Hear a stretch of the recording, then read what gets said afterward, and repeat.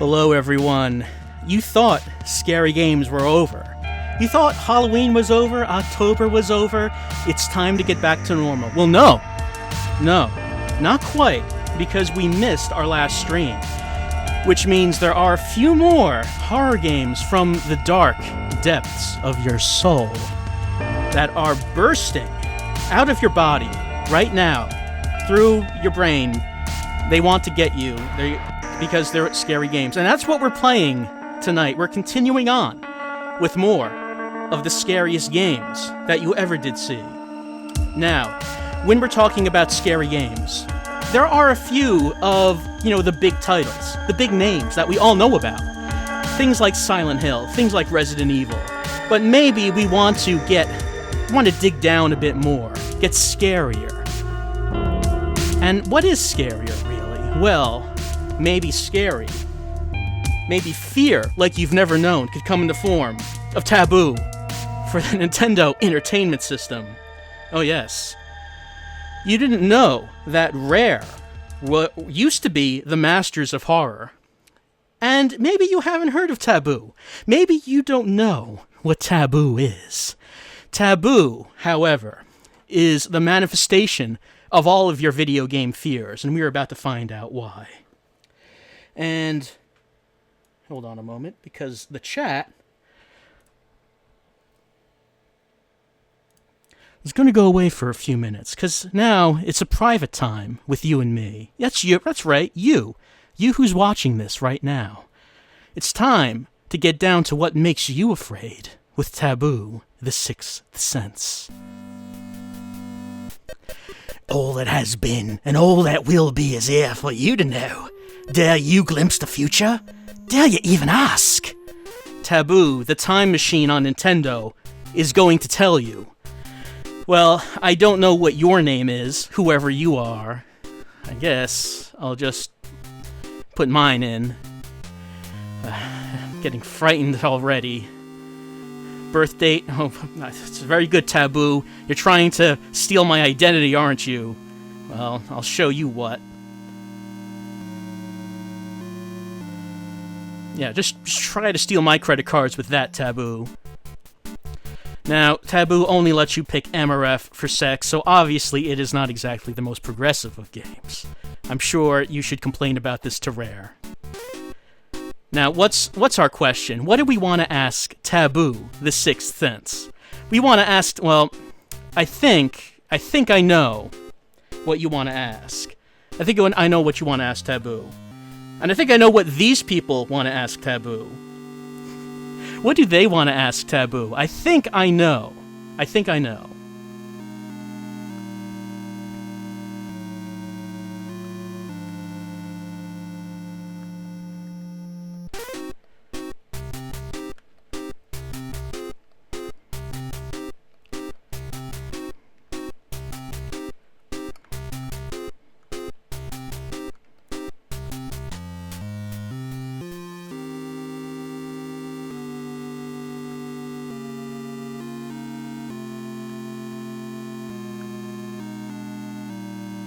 Well, maybe I should just take that last word off. So I think this is what we want to know. Where is Bully Demise? Can Taboo tell us where Bully Demise is right now? I guess there's only one way to find out. Okay, the cards are being sorted.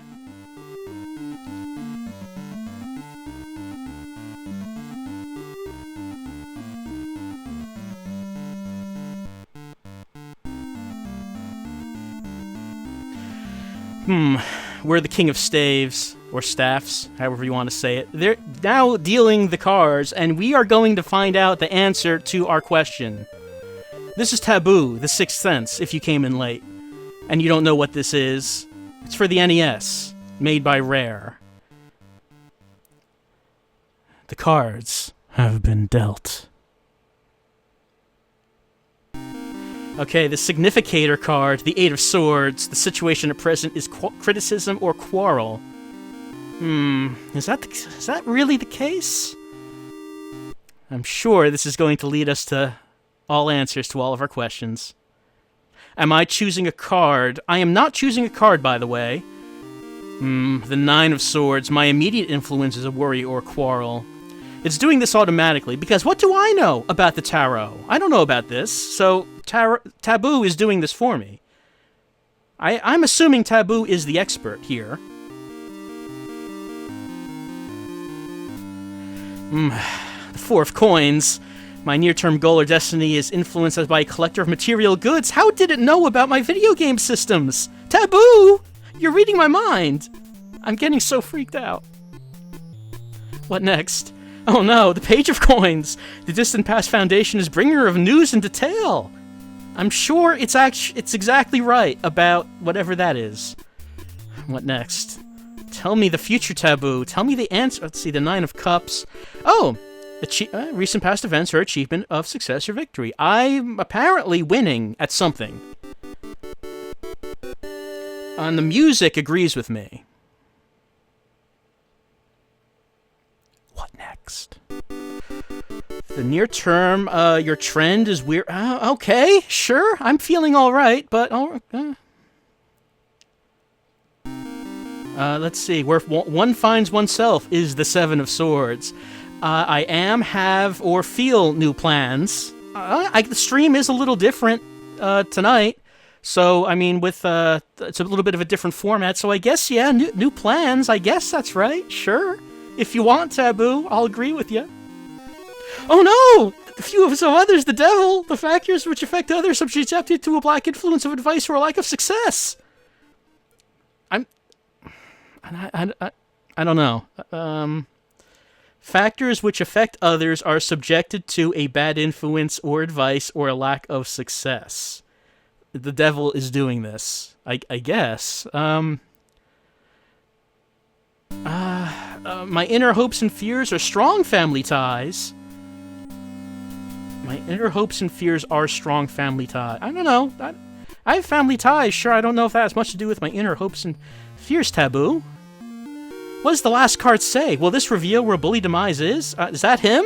The final outcome? The Emperor? The outcome of all previous mentioned problems will be a tendency to make and or dominate wars or arguments. Well, Bully Demise certainly dominated all of the wars he was in, and, select my state. Alright, Taboo, I'll do this. And I can select the numbers with the D-pad. Okay, and B and A, select the state. So I guess this game would have had to been localized for different countries, because this is obviously for the US. Okay, the amount of numbers, let's see. Okay, minimum to maximum. Okay, sure. No. Let's go with this, I guess. Those are my lucky numbers. And we won! That's it. That's Taboo, the Sixth Sense. So I guess we found out our future and found out where Bully Demise is. And chat, what did you think about all that? You enjoy that game, chat? That's Taboo, the Sixth Sense. That was a game for the NES that was actually sold on store shelves. Yeah, it was sold as an actual video game. So I mentioned that this game represents the embodiment of all your video game fears, and now I think that's plain why. Because just imagine, put yourself in the situation.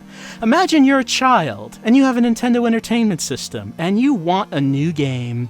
And you're hoping your parents get you maybe a birthday present or a Christmas present, and, buy something that you're gonna play, and you'll play just about anything, because you're a little kid and you like video games. And then maybe your parents buy you this, Taboo the Sixth Sense, because it's a video game. It's licensed by Nintendo. And, you pop it in, great, let's do this, and then this is what you get. And maybe you're not getting another video game for a while, and this is what you're with. So, truly, the most horrific of video games. You can take your Silent Hills. They have nothing on Taboo, the Sixth Sense. Nothing. So that's Taboo. I don't even understand why it exists. It's not even a game, really. Can we ask if it has the answers to Dementium? Unfortunately, not even Taboo has the answers to Dementium. Maybe we'll get a Dementium 3 eventually, and we will find out all the answers.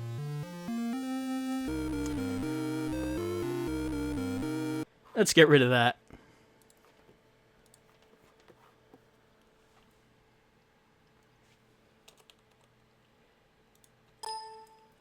Alright, so what's up next?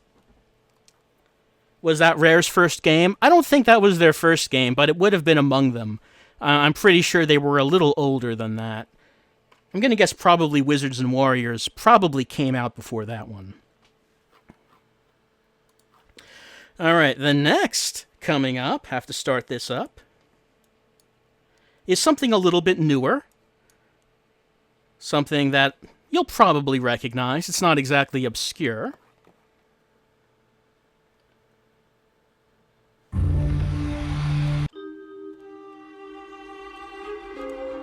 It's Condemned: Criminal Origins. Now, Condemned was a launch game for the Xbox 360. And it was, I think, probably one of the best launch games. Hold on, I have to turn that on. I think it was one of the best launch games I've seen for a system. This is not the 360 version, this is the PC version, which, let me tell you, is a fun experience to try to get working on a modern computer. But it's working, and it's here for us. We're gonna play it. It's Condemned: Criminal Origins. Let's start on normal. Yes, this is a Monolith game. Monolith, actually becoming relevant again with Shadow of Mordor, which is very popular right now.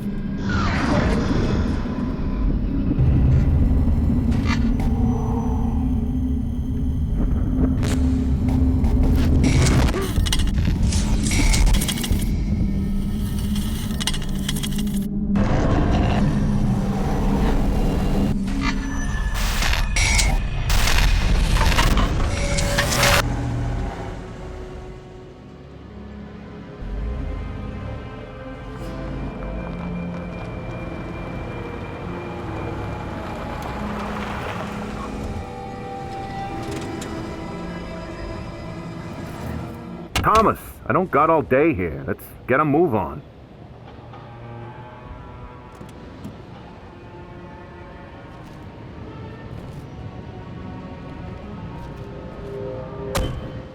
People are scared. We need to get this one. Follow me. Body's this way. So in Condemned, we are playing as... Getting too old for this. Yep, he's getting too old for it. You knew he was. To get under the table. We are an experienced FBI agent, which means we need to be told how to get under this tape. Come on, let's go. Body's rotten as we speak. The patrolman on duty said there was a mannequin involved, just like the matchmaker. Whole damn city's crawling with sick killers. Everything in Condemned... Oh, hold on. Our objective. Follow the detective. That's our objective. On it!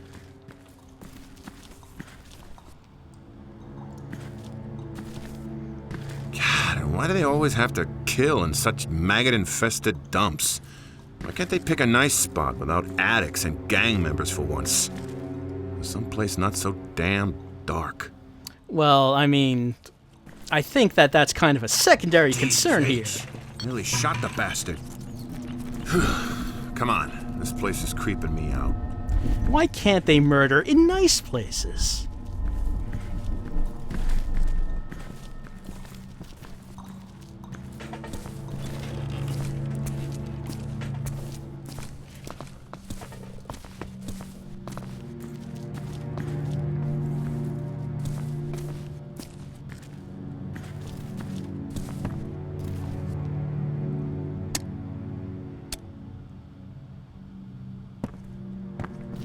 Your stupid car broke my light.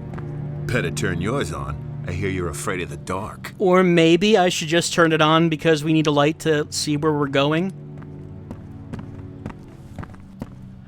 I don't know what's with this attitude from Mr. Policeman here. 114, report in. Have the feds arrived? Becker here. FBI on the scene. Over and out.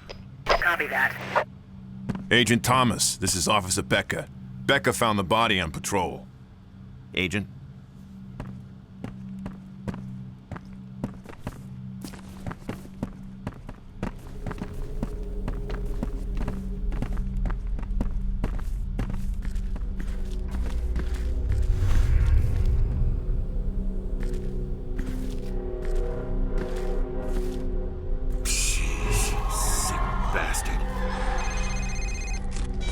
Thomas. Hello, Thomas. This is Lieutenant Rosa. I'm your lab tech again on this one. Our wireless data transfer system enables you to investigate and collect evidence at the scene of the crime, and transmit it to me for analysis. When I have results, I'll contact you via your cell phone. All right, let's get to work. Let's start by determining the cause of death. When your instincts tell you evidence is nearby, prepare a forensic tool. The system will select the correct tool for you, so don't worry about that. Yes, I remember back when this game came out, and the whole cell phone video conferencing seems so high-tech. Wow, so cutting edge. And chat, I do see you there, saying that the game's graphics don't look so good. Well, it is a very old game. I still do think that the environments look pretty good. The character models, maybe not so much, but I think the environments are pretty alright. Alright, we have to get our detection tool ready. There we go. Use the UV light on the corpse and find the trauma point. It'll glow a bright purple. Alright, so I can see on the neck, and it says to prepare the collection tool since I can see the mark on the neck. In this case, the collection tool is just taking a picture of it.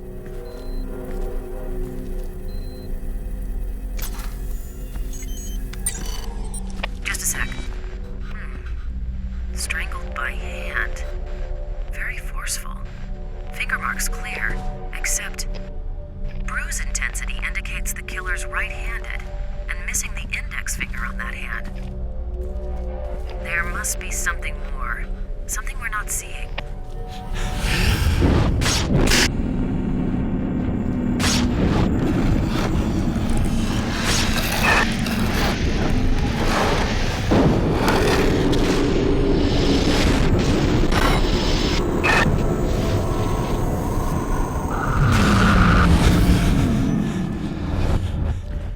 How strange. What was that we just saw? I don't know, but we have to ignore that because we have to continue on with our investigation. Run the laser light over the crime scene, and if there's evidence, it will show up a bright green. Hey, Becker, get the lights. The agent's laser works better in the dark. Yeah, maybe I see some evidence on your face. No, there's no evidence there. Where is there evidence? Oh. What's actually glowing green here? I'm not sure. It's just evidence. Alright. Let's collect the evidence.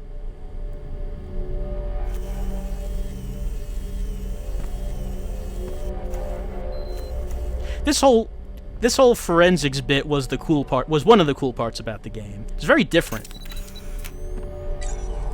Processing image. That's it. The same mark. Exact same MO as the others? It's the work of a guy we've been calling the Matchmaker.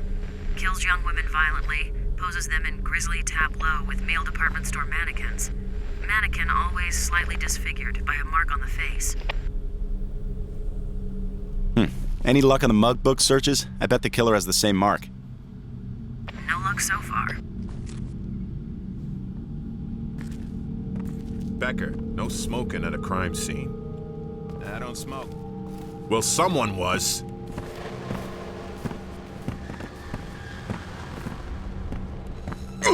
It's coming from in here.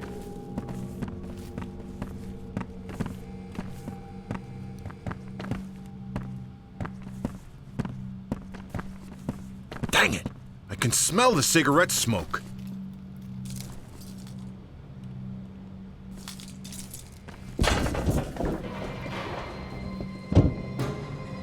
He's right above us. Call for backup now. This is Officer Becker. We need backup immediately. 4th and Stark. Potential homicide suspect still in building.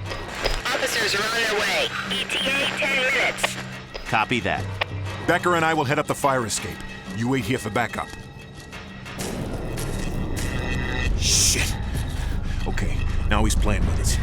Change of plans. Becker, secure that door. Thomas, check out the building and get these lights back on.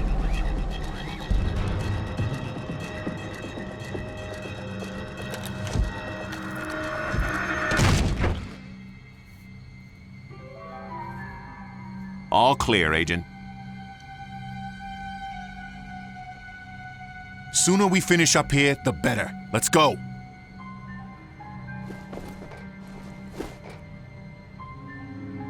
Oh, and for Christ's sake, be careful.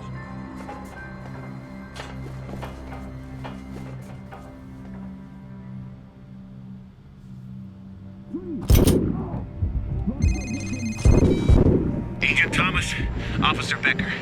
I don't know if they're on a new drug or... Thomas, Dickinson, there's one coming your way. Addict amped up on something. Uh-oh. Well, we just saw him go by. He's amped up on something. Federal agent, come out peacefully or I will use force. Oh,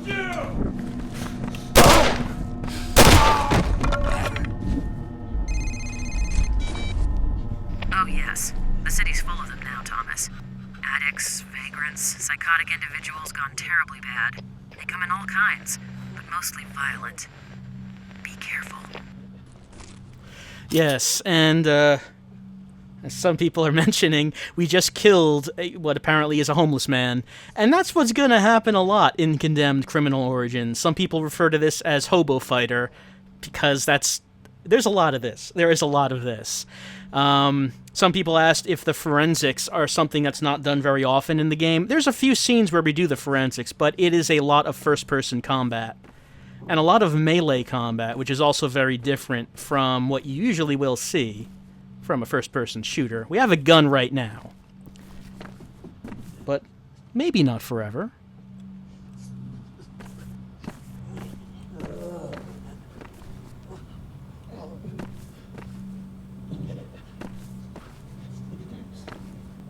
Well, I probably should help him up.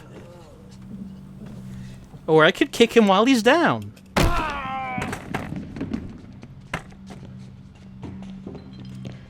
What do you think about that, chat? One of the perks of working for the FBI.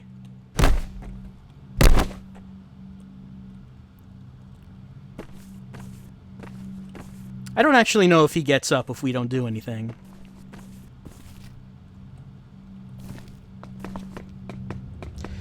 We can check our ammo.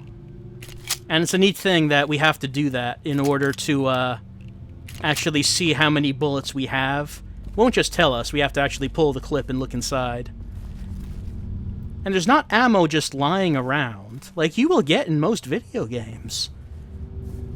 You won't actually find boxes of bullets there to pick up.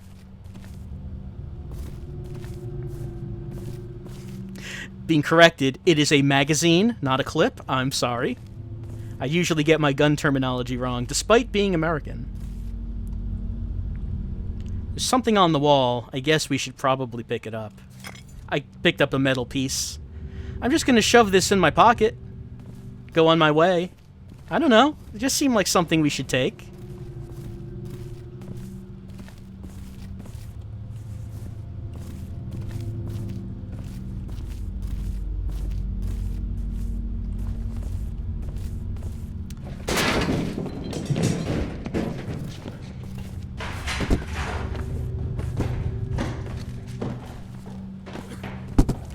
Now, that guy over there is not fooling anyone. Hit me anyway? He wanted it. He wanted it more than me. I have to give him that. I just survived that because I have a gun. You're under arrest. I mean, the game is old, but I do think that the environments are very good. It's very moody. Like, nice lighting in areas like this. And even though it's, you know, it is very much there. It's a very actionish game. We do a lot of fighting. I always thought this was one of the more tense horror games I've played before. Just how much darkness there is that kind of encloses around you, kind of makes you feel anxious, makes you feel tense.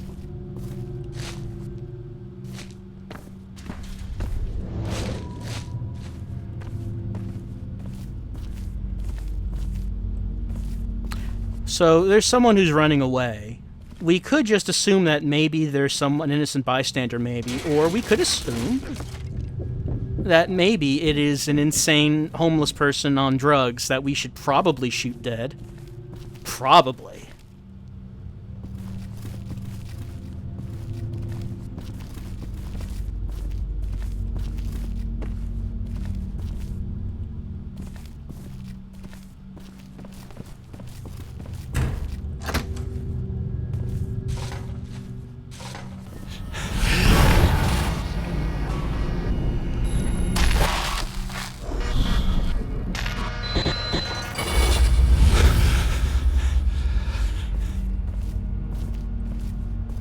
We had a vision of someone shutting off the fuse box. This fuse box. And what's this? A lit cigarette. Well, I think we have to turn this power back on.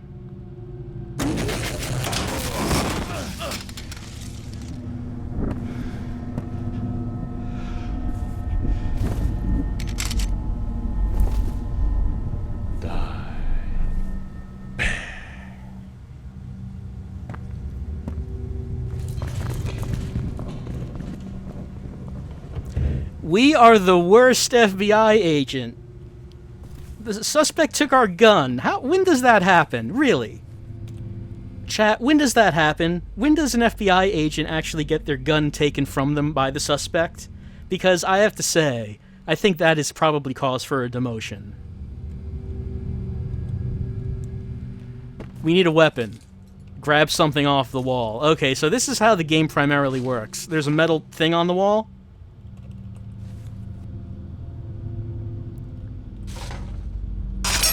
It's not on the wall anymore. Now it's in our hand. Much of this game is finding improv weapons to use, because we don't have anything better.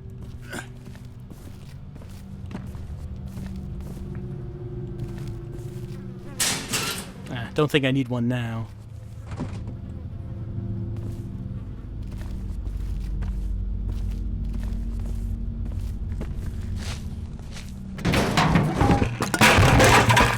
Just another dangerous hobo that we're gonna have to kill. When will they learn? Really?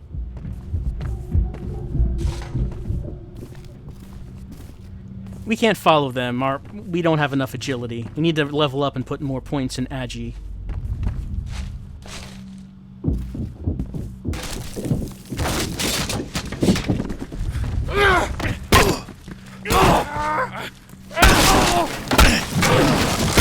Oh, I'm not doing well.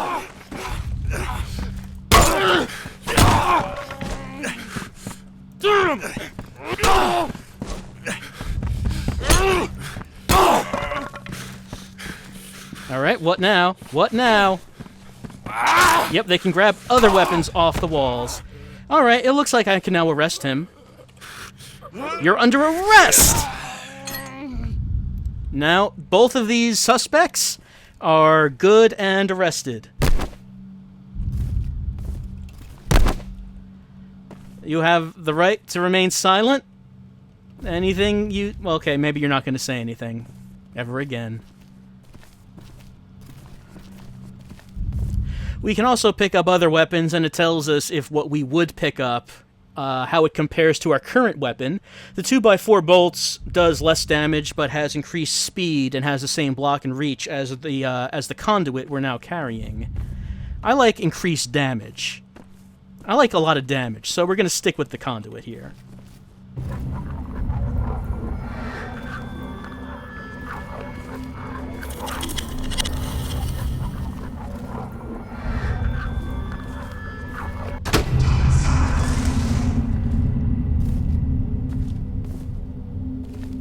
Oh, what's that? we're just hallucinating being attacked by people. I guess that's okay. I guess we don't need to worry about the hallucinations and all. We'll just get we'll get all that sorted out after we're done here, I guess.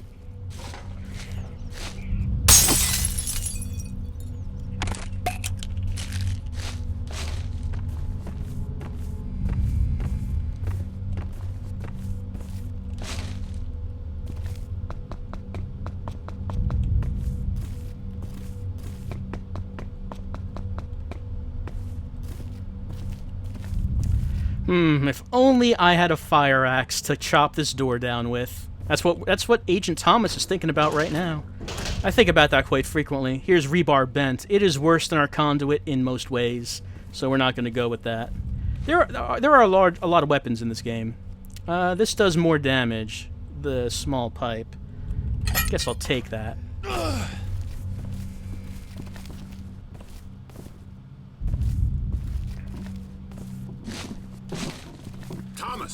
Thomas, answer me! What's happened? We heard an explosion. Yeah, I'm fine. It's just a fuse box shorted. I seem to be trapped over here, and I believe the suspect has my gun. What? How the hell did that happen? Here, take this fire axe and chop your way out. Whoa, officer! Always find an entry tool somewhere around to get you past barriers. You can even use things like an axe or a sledgehammer as a weapon. They do a great deal of damage, but they're slow. Swinging a lead pipe busts heads faster if that's what you prefer. Thanks. Yeah, you need the tips. Becker and I'll go around the other way. Try and stay in one piece. Oh, and one more thing. If you find yourself in a sticky situation, use your taser to temporarily stun your target. If you're close enough, you'll find it a great way to disarm the slug of his weapon. So the officer is just letting us know about the different stats about these weapons. I'm sure in the police academy, he learned all about the fact that, sledgehammers are more powerful than pipes and so on. Here's a fire axe. By the way, he mentioned the taser. I forget which button it is. It's an interesting thing, chat. When people play this game, they usually use the taser a lot because it kind of breaks the game. It makes the game really easy. When I first played through this game, I did not know about the taser, so I never used it.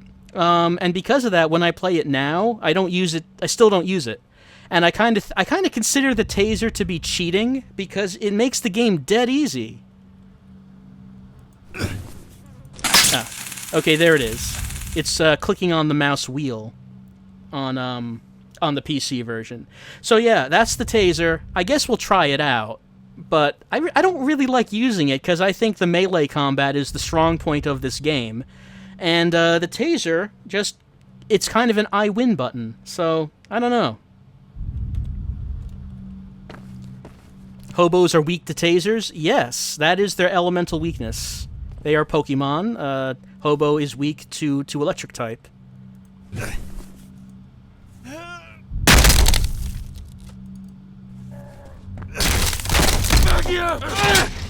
Alright, he's real mad. We'll try out the taser. We'll just see what that looks like. Where is... Alright, he's running that way. What?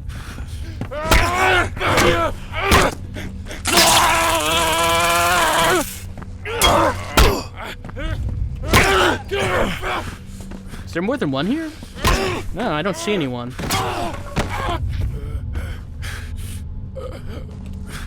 I said you're under arrest!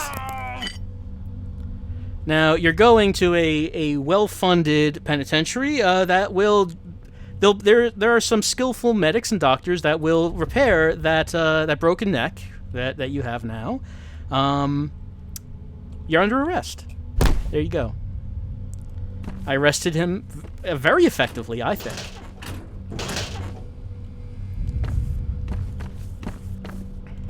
So yeah, there are 4 finishing moves that you can see. We don't need to use them, and I don't think it actually does anything in terms of any kind of points or items or anything that we get, but we can do it if we want. Someone asking where this takes place. I forget if they actually name what city this is. For some reason, I'm thinking that it's Pittsburgh. I don't know why I'm thinking that.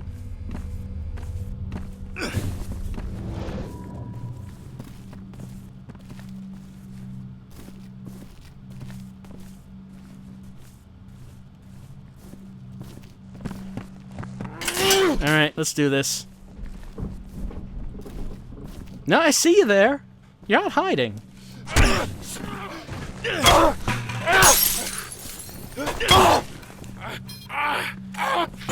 And?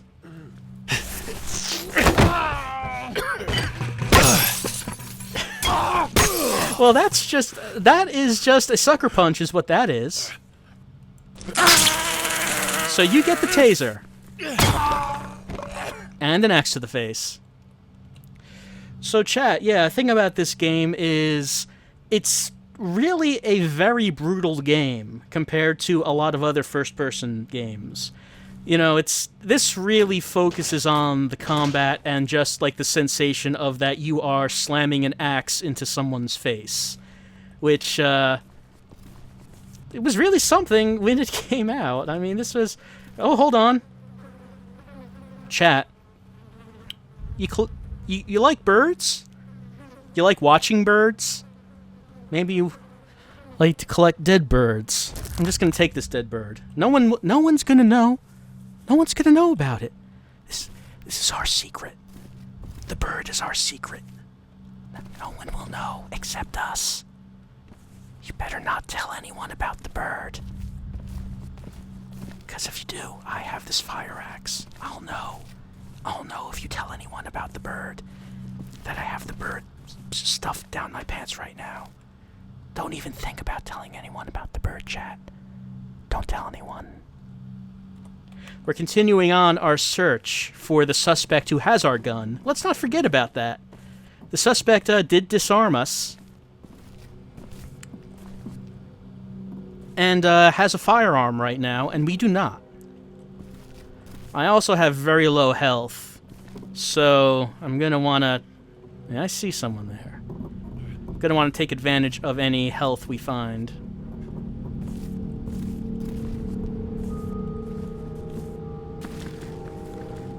Gonna have to be careful now.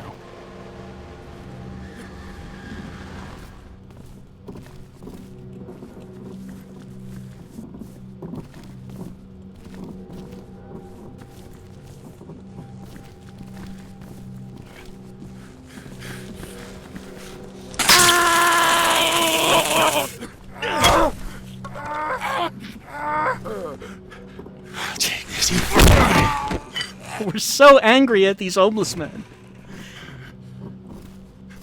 So like I said, you can see how easy that taser makes combat. I am... Suspected there was someone close by. I am dead. Where do we continue? Oh, from here? I guess that's not too bad.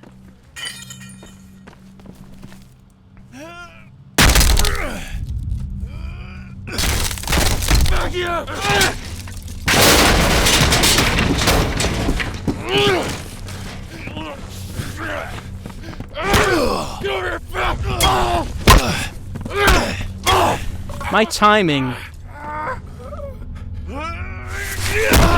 on the blocking has really something that that I need to work on, I think. I am not able to block anything.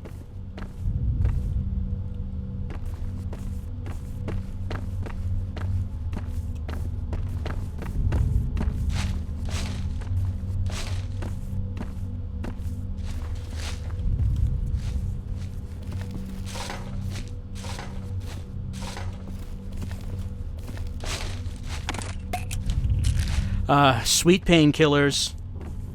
I mean, it doesn't actually heal any of our injuries, but, you know, it allows us to ignore them. It doesn't matter how hurt we get, just keep popping those pills. And eventually it'll make you numb to the world. Numb to everything.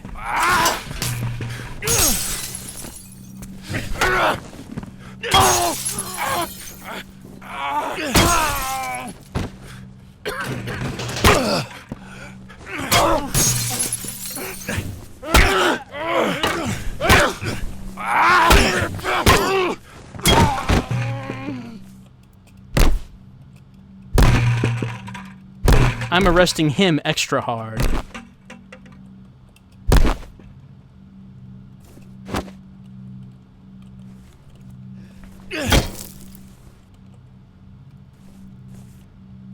The kick, by the way, does not do too much damage, but it is a last resort thing in case you're in a desperate situation. Oh? Hey, it's another one of these. Put that in my pocket, and we're on our way. I don't know why we're taking those. Oh, I got a sledgehammer. Now, the sledgehammer is second in power to the fire axe. We'll just carry this around a bit, I think. The sledgehammer and the fire axe also act as keys. You saw how the fire axe was able to work to open a door. The sledgehammer can also be used with other certain kinds of doors. I don't know if there are any of those kinds of doors in this first chapter, but we would eventually be able to use that as a key.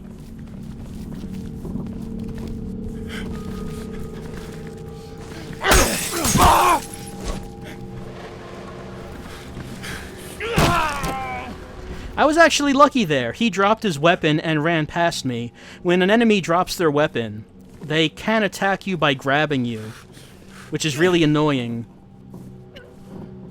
I was fortunate that he didn't.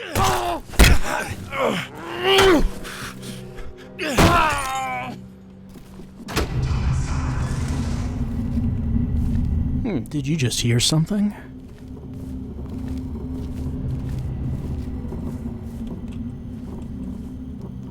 Rebar concrete. This is one of the more powerful weapons as well. Take that. It's just a bar with a big chunk of concrete at the end of it. What more do you need?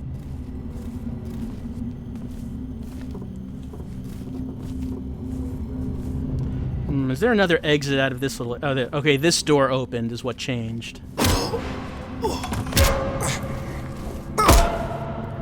How does it feel to be on this end of the gun? But listen, you bastard. Don't mess this up for us. We are both on the same path of righteousness. Thomas! And the path takes strange turns. Police! Drop the weapon now! Be ready for death, Agent Thomas. It shall come visiting again.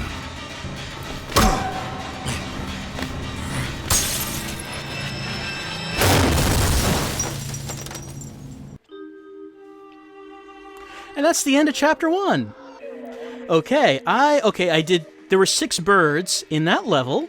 I did not find any of them because I died after getting that one. I got 2 out of 3 metal pieces. I got 0 achievement awards. My favorite weapon was the boot. I'm not sure how it determined that. See, it has all these specs. And as you saw, things did not go well for our FBI agent and police officers at the end of that. The suspect shot and killed, seemed, both of those officers, and he knew who Agent Thomas was. He called us by our name and then threw us out of a window, so that probably killed us, right? Probably. I would guess. Maybe we should go on to chapter 2 and see what happens. Bodies of dead birds, you say? Hard-hit areas have reported literally thousands of bodies, while other areas of the cities have seen very few birds at all. There is some story that gets told through these loading screens, and this one is talking about all of these dead birds that are showing up. I don't know. What's with all of these dead birds? Where are they coming from?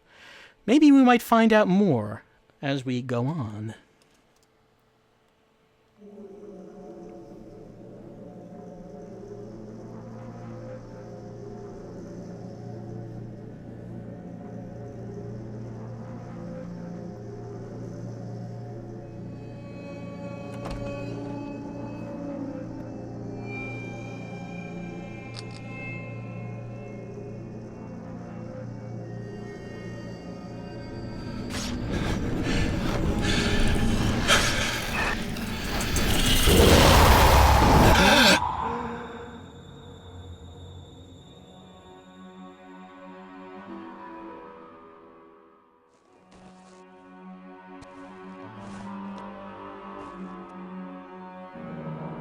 Hello, Ethan.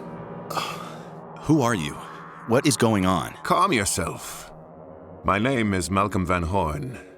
I was a great friend of your father's.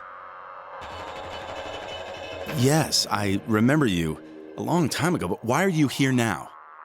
Last night, well, I was nearby. An unfortunate scene. You did your best, but it could not be helped. The detectives? They're dead. Shot with your weapon. And you will be blamed for their deaths. Ridiculous. I'll just tell them. What? Tell them the truth? They have already decided the truth. This is insane. I can't just give up the Bureau. It's already been taken from you. Now join me and help yourself. Open up, it's the police. Damn. Take your bag and head across to the metro station. I will meet you later. Agent Thomas, you know you're in there. Open up now.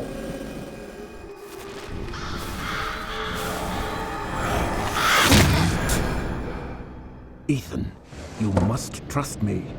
I am here to help. Now go.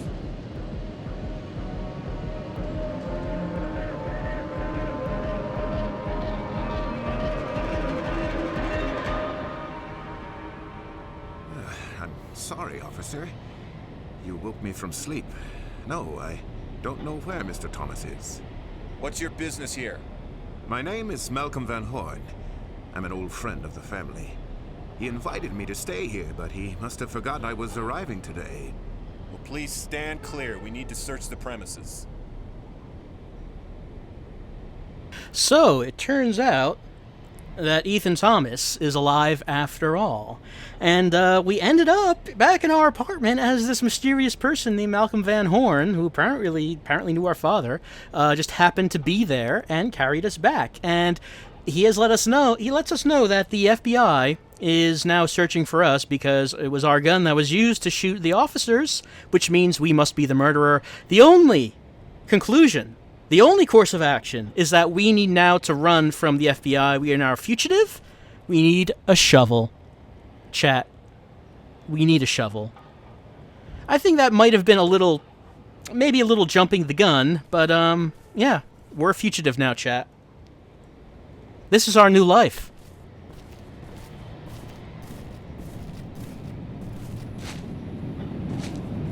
And, oh, there's the shovel. Something I want you to keep in mind. This place we're in, that's our apartment. We live right there. So, this is right outside our apartment. Hold on. Yep. That's how you use a shovel.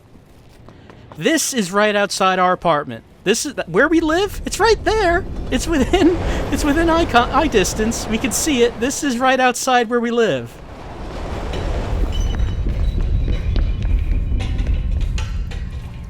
This is just a few feet from where we sleep.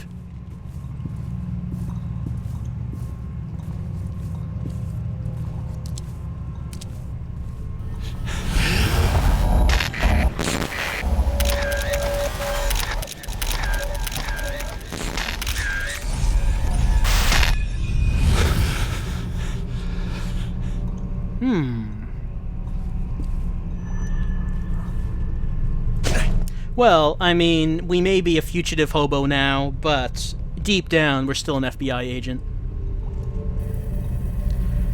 Pillows. You say that you thought that the apartment belonged to that dude? No, it wasn't. That was not Malcolm Van Horn's apartment. That was where we live. That is our apartment. That's why the FBI went there. They went there to arrest us.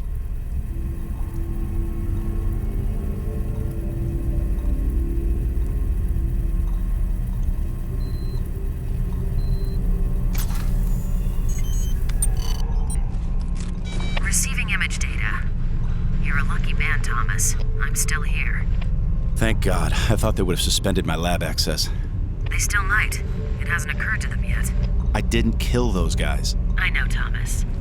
Well, I'm not certain what I do or don't know, but I'm pretty sure I still trust you. And that goes a long way. Understood. So, what about the photos? Well, no standing on ceremony then. It's a picture of you, Thomas. In your apartment. I remember that hideous sofa from last year's Christmas party. It had to have been taken from across the alley. From within the metro station? It appears so. I'm also seeing smudges across the face of the photo. Locate a good sample and transmit it to me. Alright. Well, there's a bottle of liquid right here. Except I can't actually use my collection tool, so I guess I just have to continue on. Now, I believe while that was going on, someone asked, what's wrong? Hold on. With living outside of a subway. It's not the fact that we're living outside of a subway, it's, well, we'll see in a moment. Oh, hold on. Here's some liquid. And yeah, we're carrying all of this equipment with us wherever we go. We're just, you know, they fit in our pockets. Okay, analyzing chemical composition. The liquid is C41 color photo developer fluid. Common among shutterbugs who develop their own color shots. Safer to develop your own. No record at the photo mats. So wait, these photos were processed here, somewhere within the station? That would be my guess. Okay, there's a photo. There's a red room somewhere in the subway, I guess. Oh, that is a good hint. Stun with taser, then hit with weapon.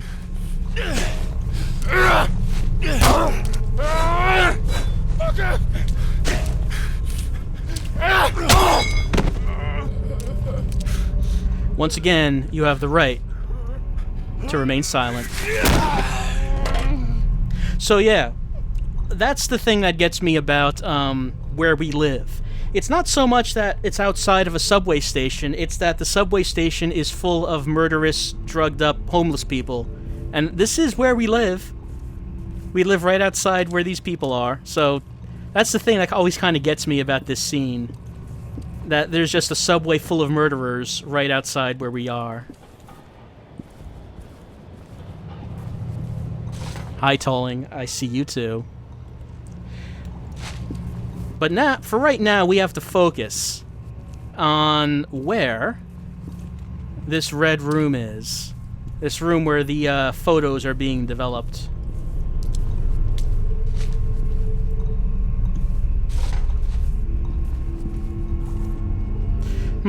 Crowbar required. Was that guy carrying one? Yes, he was. The crowbar is another key weapon.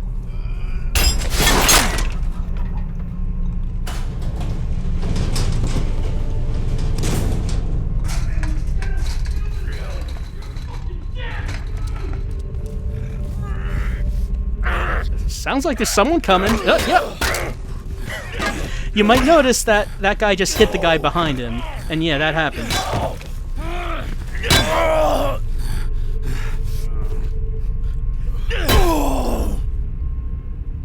That's a neat thing about this. The enemies can fight each other.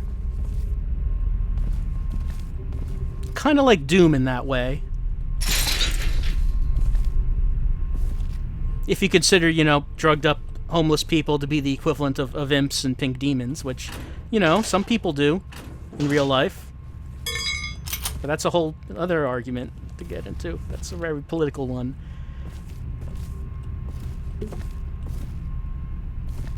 I have a gun. It only has 3 bullets. This does not seem like an effective weapon.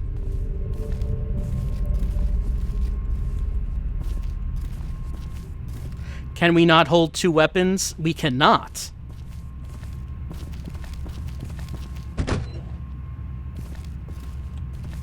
We can only carry 1 weapon at a time. Well, 1 weapon and our taser.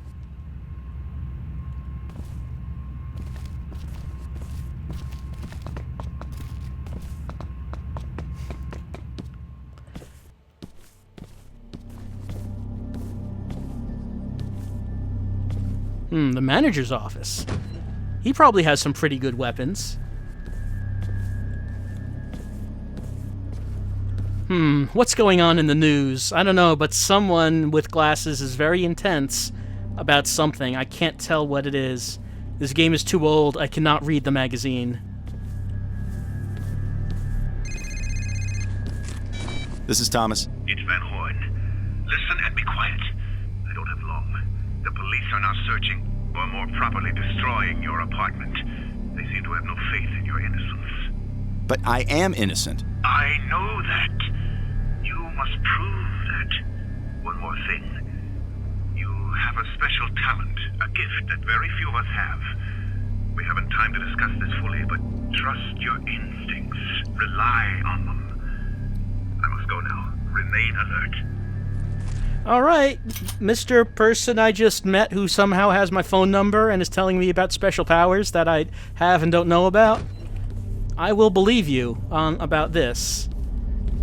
Because I don't, I mean, what else are we going to do? It is a bad situation we're in, and I guess we have to trust whatever friends we have.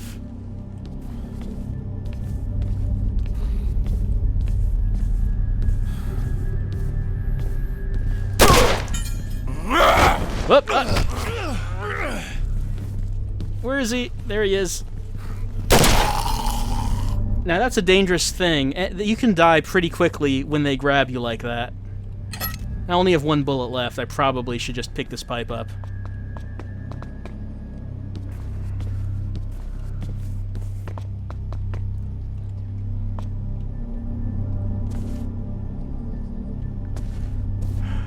Man, I could go for some cold drinks. But we forgot to bring some change with us when we fled our apartment. Oh man, fizzy cola? And soda something?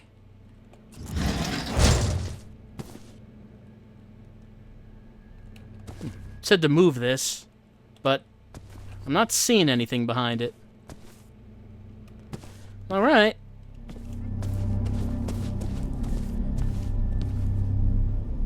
I think my pipe could probably break this. But no, it says I need the sledgehammer for it.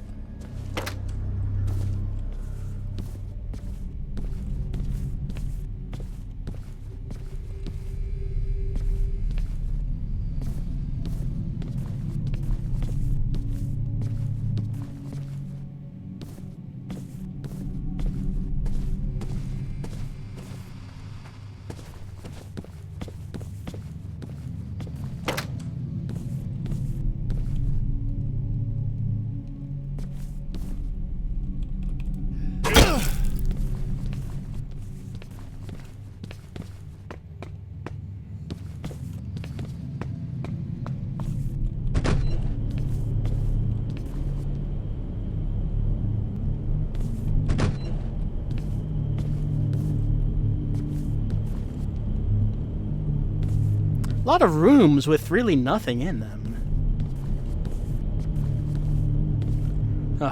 Being taunted with fizzy cola.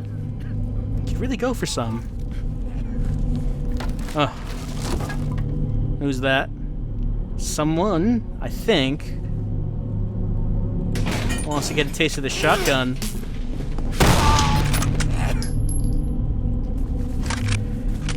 Only 2 more shells. Again, we do not get much ammo at all in this. We have to make use of what we do get. Someone asking, Pillows is asking if Ethan likes snacks. I mean, there are, I don't think there are snacks machines. I think there are soda machines, but we can't actually, we never get any change to using them. That guy has a gun, by the way, if you didn't notice. And I could use this as a weapon, but it's not very good. And we don't get any ammo to reload it with, so we're gonna get rid of it.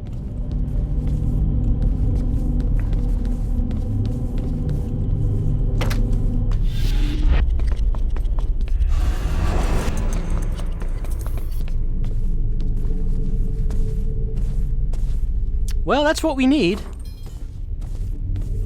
Oh, there are eyes drawn here. Maybe it means a metal plate.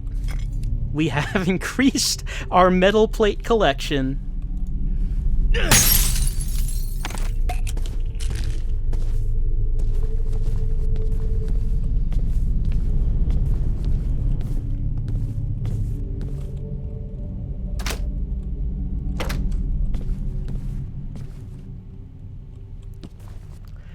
think the sledgehammer door was over this way. Look at what these people are doing. Just destroying the place.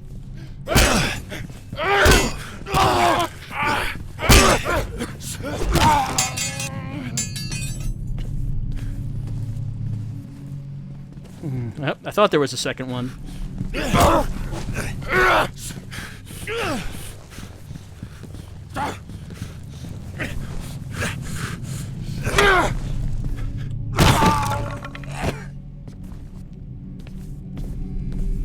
A lot of the combat in this has to do with knowing how long it's going to take for your attack to go. Like, if I click on the mouse button now, you know, my attack is going to come out 2 seconds later, so I have to be able to account for that. And then you have faster, weaker weapons. Alright, my key has been used. Someone's asking what these people are even doing here. It is full of dangerous, drug-addicted homeless people. It's pretty much the premise of the entire Condemned series, that there are murderous homeless people everywhere. I mean, I guess they do have a story-related reason for why. It gets kind of weird when you think about it, about how this whole game is about murdering hundreds of homeless people. I mean, they are trying to kill you first, I guess.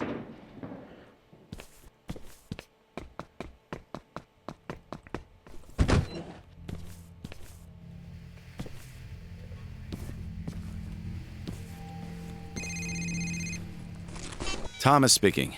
Ethan, it's Van Horn. How do you know this number anyway? I know many things about you, Ethan.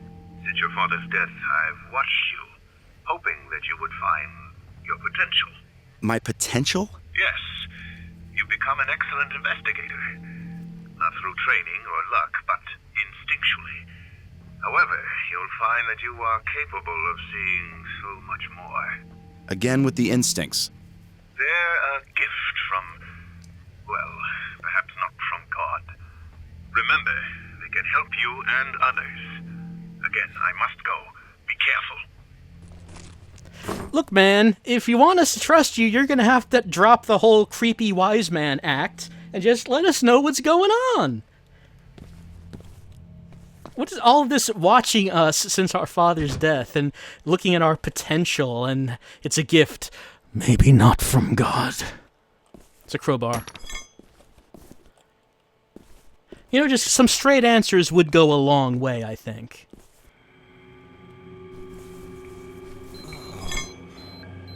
My gas spectrometer is detecting a decaying bird carcass. Oh, I need to collect the birds. Where is it? I need to find it. This is what we use our FBI equipment for. Hold on. I'm being interrupted.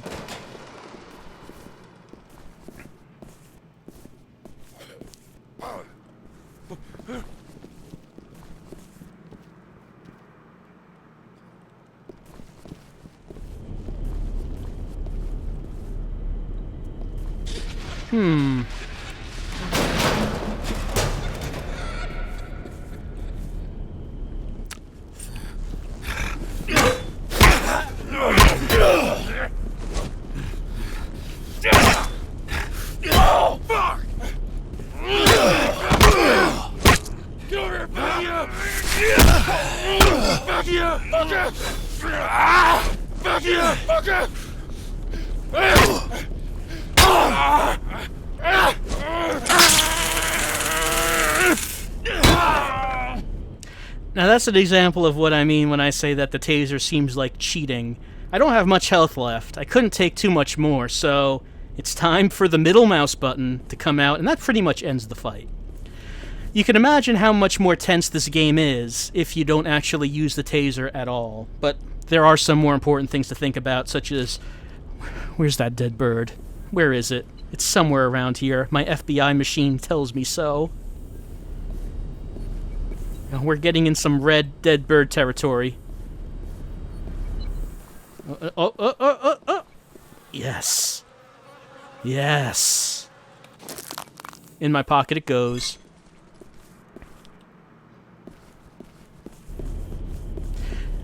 The taser, Payne is asking, does it get an upgrade? Yes, the taser becomes a super taser later on in the game.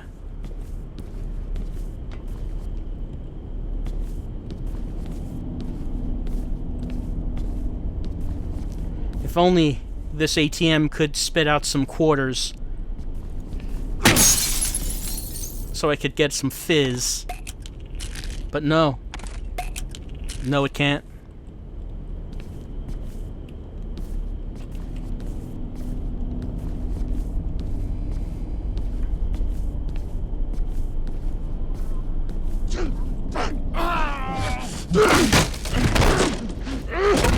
Looks like someone is dissatisfied with the service here. They just wanted a hamburger. They've been waiting for days.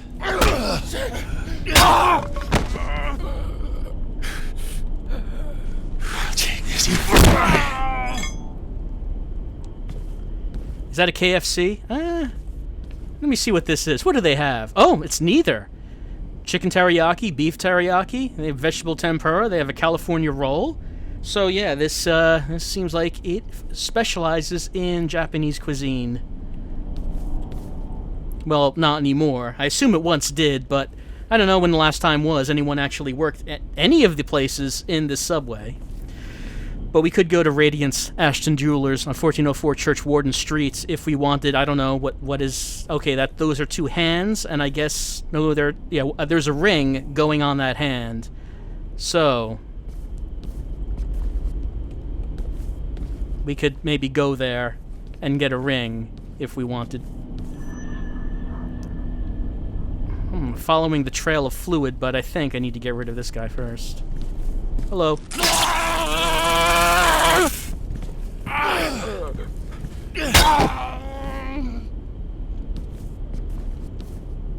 What's going on in the news?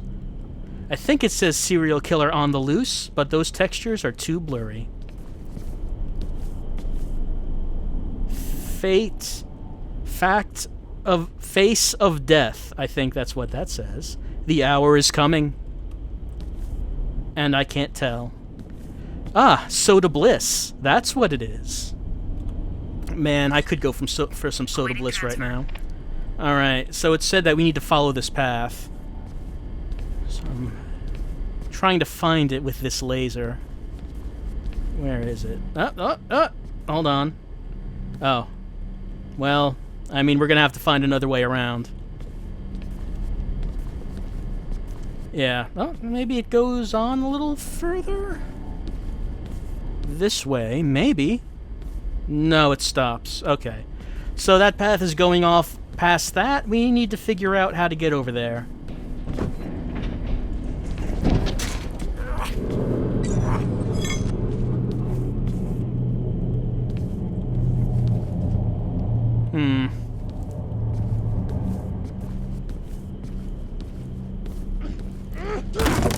Bet there's a dead bird in that sledgehammer door. Just waiting for me.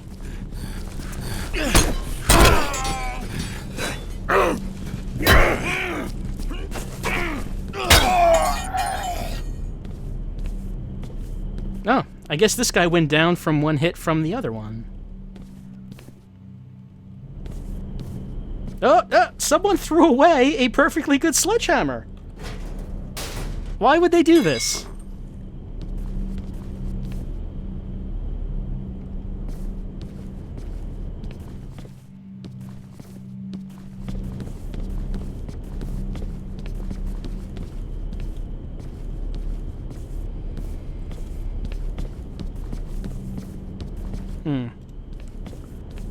Ah, there we go.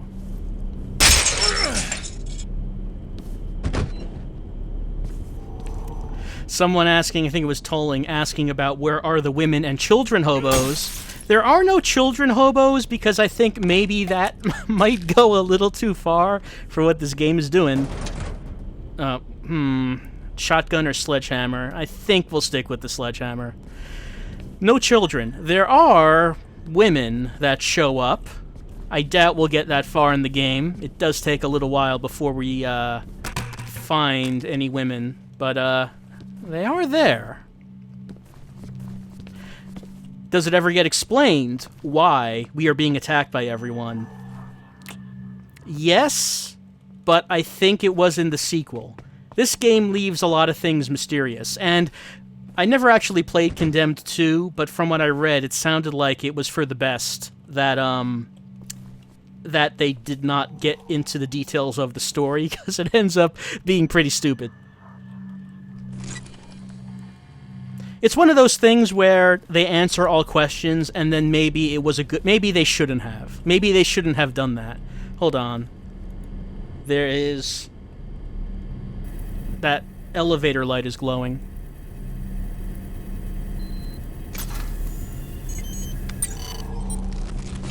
Give me a sec on this one. Partial print. Doesn't match anything, but it's not much to work with. Keep looking. Alright.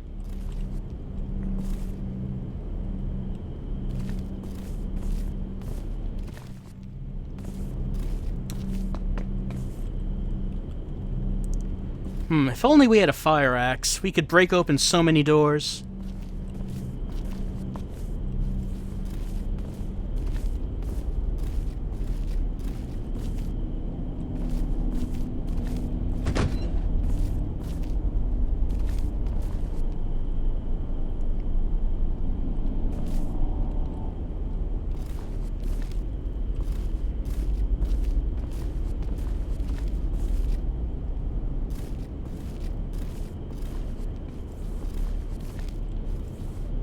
Oh, there we go.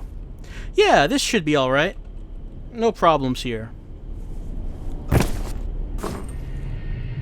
Why not? Okay, asbestos, cancer, and lung disease, wear protective clothing. Well, we don't have any of that, but we do have a sledgehammer, so, I mean...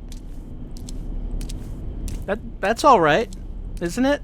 And there's a metal plate here, so it was all worth it.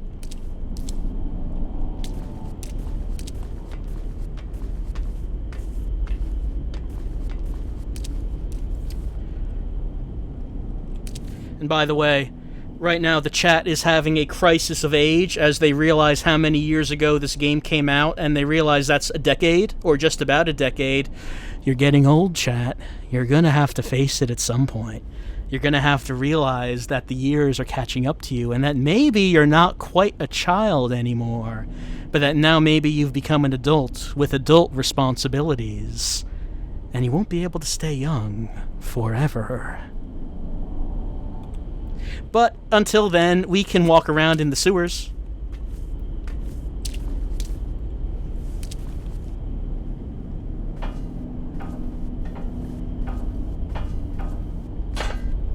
I'm sorry, but I always like that realization people have that where something they like and they realize it came out like 10 or 15 years ago and they're like, oh my god, what? Is that, how can that be right? I just always find that funny.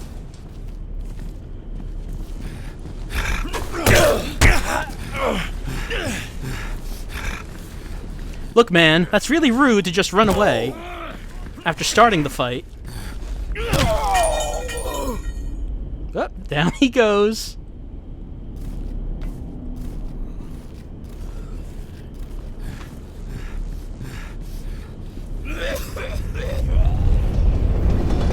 Probably should get that cough checked out.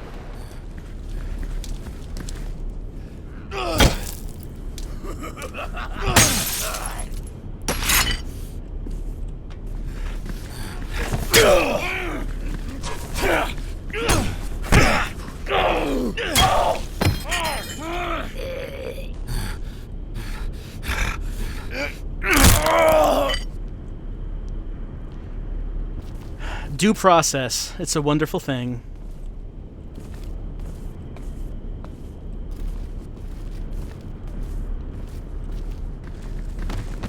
No, I saw that.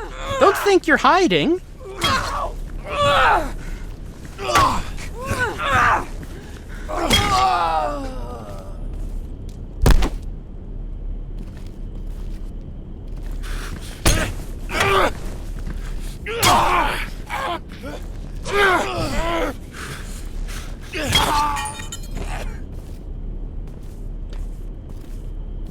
Alright, now we can use our key.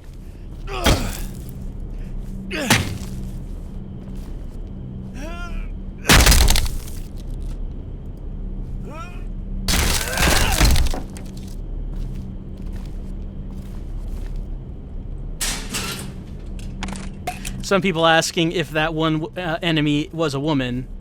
I can't tell. They're thin. And they're wearing a half shirt. It could be. Can't really tell from here, though.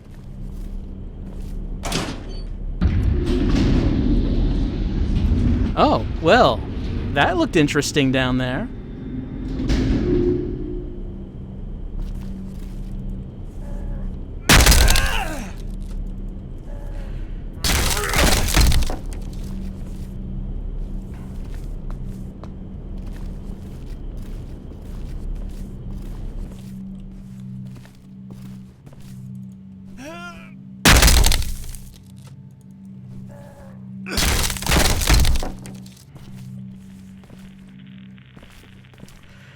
One of the achievements we can find are televisions that we can turn off. I did it. I got an achievement for turning off the TV. I think in the Xbox 360 version, I think the TVs did have an Xbox 360 hooked up to them. We don't have any of that here, though.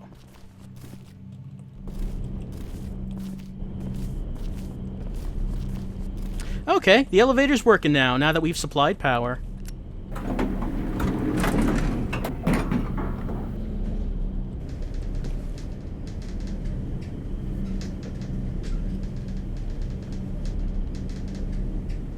Chat, what are you thinking about Condemned so far? Condemned actually is one of my favorite horror games. It was just like really great when it first came out, and it was just so different than games that I saw before. Because it's not about preventing the player from having a lot of control. It gives you a lot of control. It gives you a very good combat system, and at the same time, it does make things really frightening just by the use of darkness and the environment. And of course, because we're all scared of homeless people, as we all know. We all know this. That's why it's frightening. And, well, I mean, let's not think about that. But due to the darkness and the claustrophobic environments, as well as a bunch of the stuff that we see later on in the game that we won't get to, I thought this was a very effective horror game at the time. There's a bird here. It's still alive. It's going in our pocket anyway.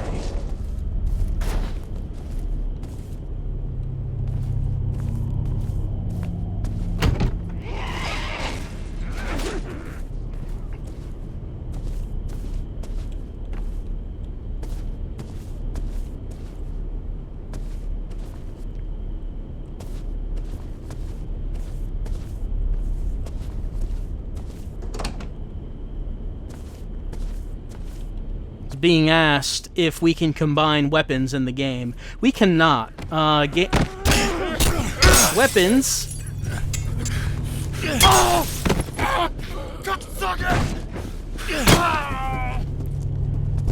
are standalone things.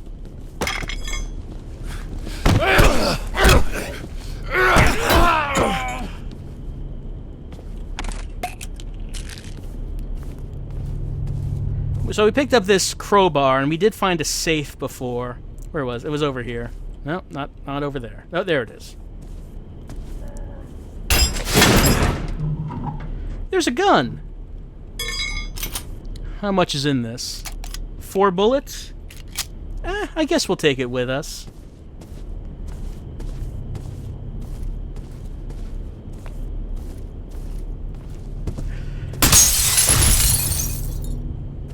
Okay, there's someone here with a gun. A shotgun, actually.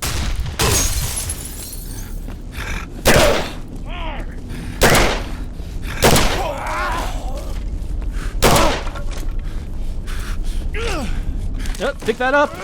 Oh, I think it's that. Oh, I picked the wrong thing up. What's in this? 0? Wonderful. So, I just want you to remember, the reason we're doing all this is because we're trying to clear our name. We want to prove that we're not a murderer. And I think we're doing a fabulous job. Oh, wait. Okay. Yep.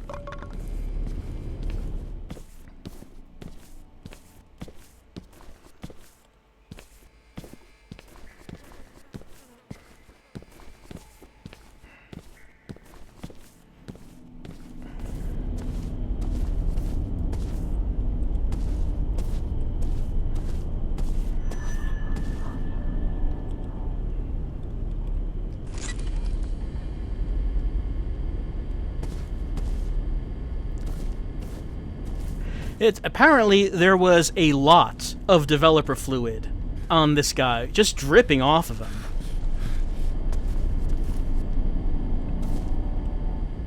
Because it is everywhere. It is just constantly just sloughing off this.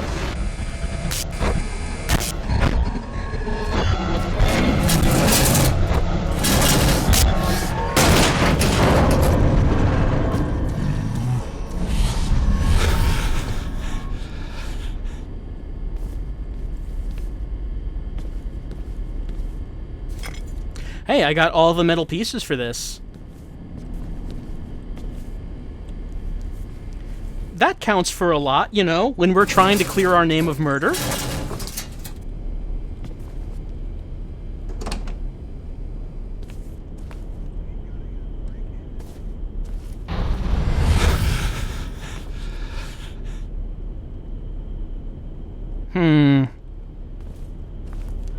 Hallucinating again? Well, that's probably nothing we need to worry about.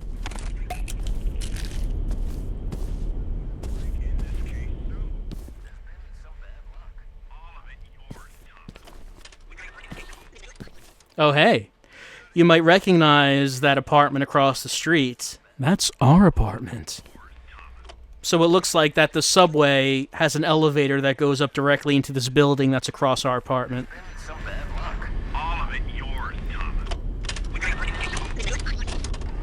We've got to get a break in this case soon. There's been some bad luck. All of it yours, Thomas.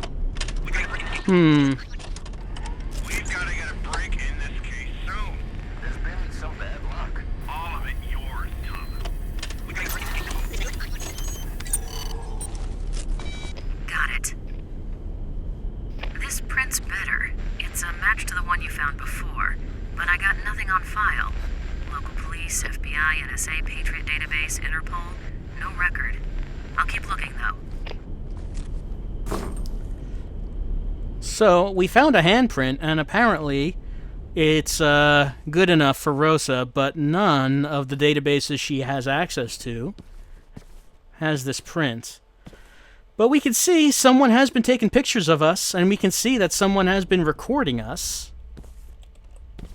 Why, though, does this person have such an obsession with FBI Agent Thomas?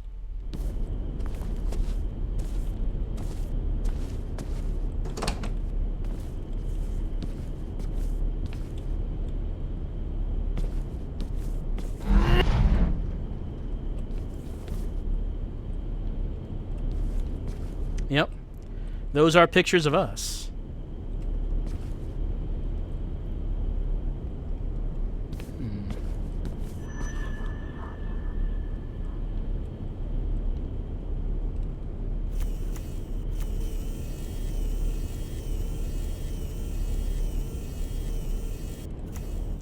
Maybe I need to get a little further away.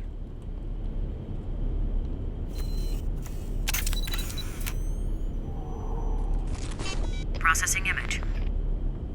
Interesting. Initial scan indicates 18 newspaper clippings. 11 from our own evening edition, 7 from nearby community papers. All with the same theme. Serial killers. Most of them different, but all of them are cases you've worked on. Some have markings in a black felt tip pen. Still running frequency analysis on the markings to see if we can guess what they mean.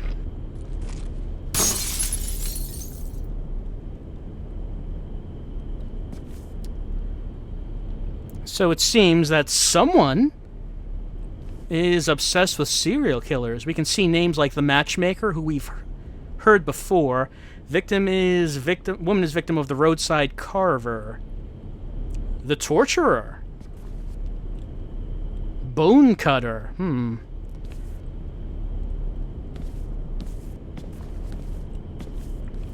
we get past that? It doesn't look like we can.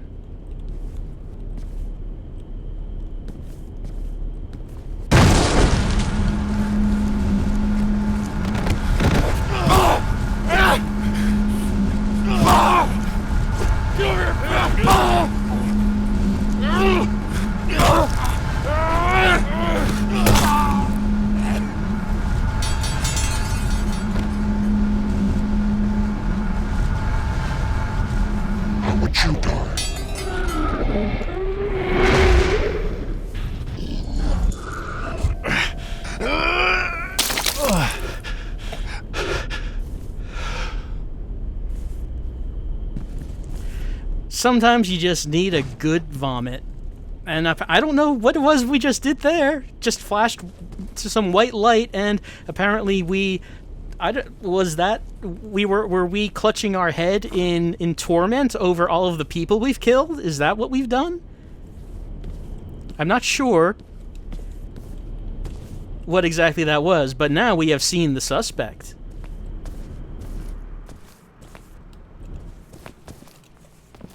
We probably should get after that person. They still have our gun, probably, so we should be aware of that.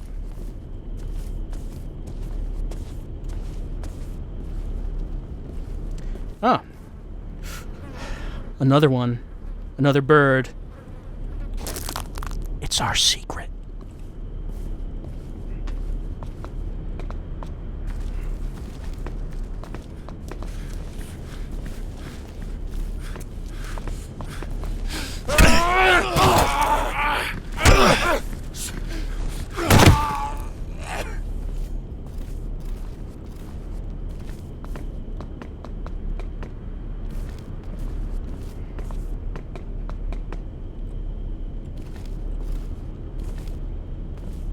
Strange how sometimes everything goes all black and white in high contrast. It's probably not anything to worry about, though.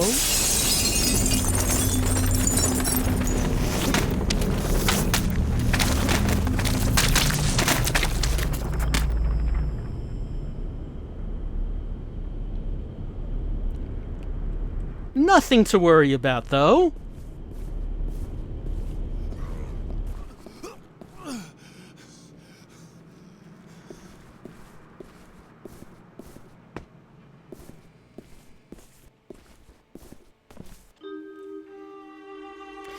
And that's it for Chapter 2. We found all of the metal pieces, only half of the birds, and we got some achievements. So, what a strange mystery that's happening.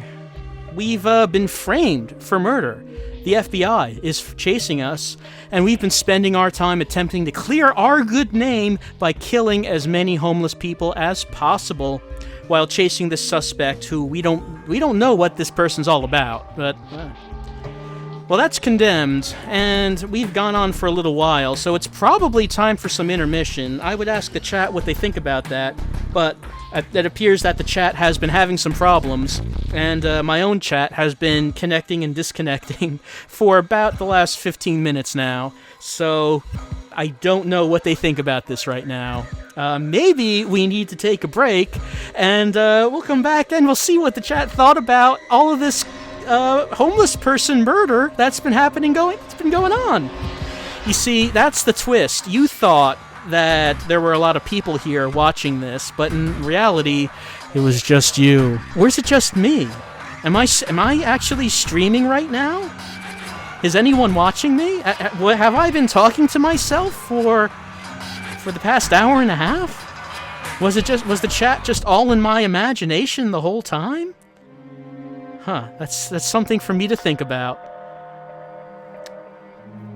But while I'm thinking about that, we'll be back in, let's say, 10 minutes or so, and we'll continue on with only the scariest games that we can find. I think that's enough for Condemned, though. I really like it. It's one of my favorite horror games. And if you have the chance to play it, I suggest you do. Oh, and one thing I should mention, that if you buy this on the PC, I think it is available on Steam. Something you should know is that it's really hard to get working on a modern computer. It doesn't work so great. The way I was able to get it working is I downloaded a free program called DXWND, which acts as a DirectX wrapper for games. And you can launch Condemned through DXWND, and it works. That's what I'm doing here in order to run the game for the stream tonight. So if you are considering getting Condemned for the PC, just know about that, and if you have trouble getting it running, try downloading WXWND and try running it through that and see how it works. In the meantime, we're leaving Condemned, and we'll be back in a few minutes. I'll see you then. I'm gonna get this chat working.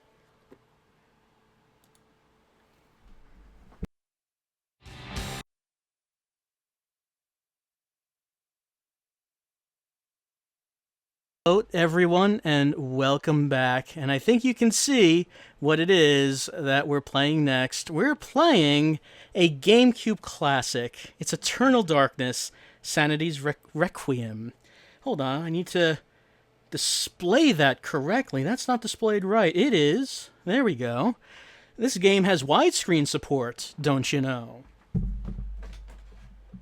It's interesting for a GameCube game. It has 480p and 16:9 support. So we're going to play some of this Eternal Darkness, Sanity's Requiem, and we'll just see how far we go, because this is another one of my favorite horror games. You know, despite the unfortunate things that happened with Silicon Knights and Dennis Dyack, and, oh, hold on, let me turn this audio on.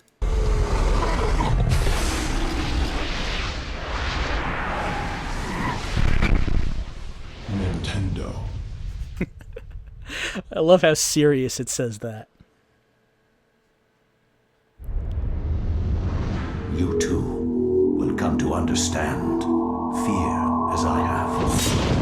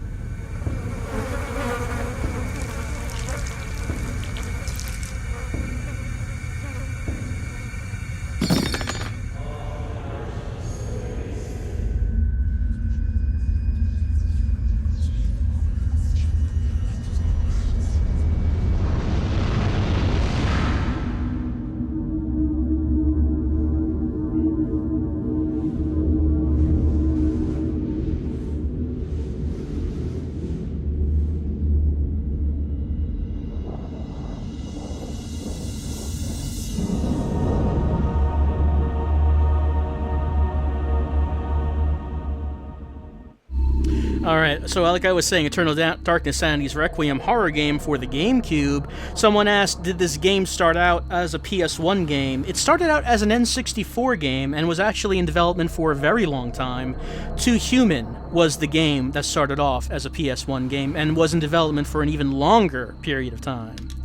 So we're going to start this off. I have on this, well, years ago, with my friend's GameCube, I beat the game using all three relics. On my current system that I'm playing this on, a Wii, I did beat it with Xelatoth. If you don't know about this game, if you want to see the true ending You have to beat the game 3 times.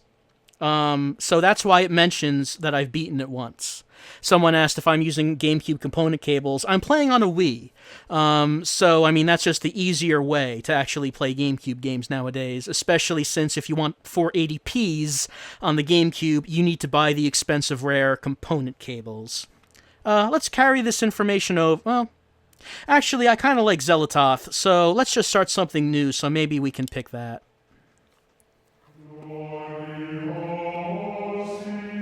Flesh. Bone. Bound together with the oddest magical incantation. This wretched book is where it all began so long ago. Before time. Before humanity. I am Dr. Edward Roivas. I am a clinical psychologist. I am also dead. This is not my story, nor even the story of the Roivas family. It is the story of humanity. Like it or not, believe it or not, as you will. Your perceptions will not change reality, but simply color it. Humanity has been on the edge of extinction for 2 millennia, ignorant of so much and dependent on so few. The Guardians grow restless. Their time once again near. Whether by fate or misfortune, my family has crossed their path, and they didn't take kindly to it. Their attention turns to my granddaughter, for she is the last of my line, and the last hope for humanity.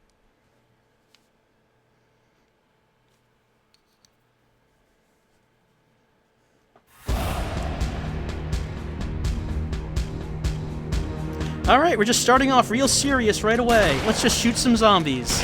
And this introduces us to the combat system, which is actually really good. We can target individual body parts, then shoot these heads off so they can't see me. They'll try to attack, but they don't know where I am.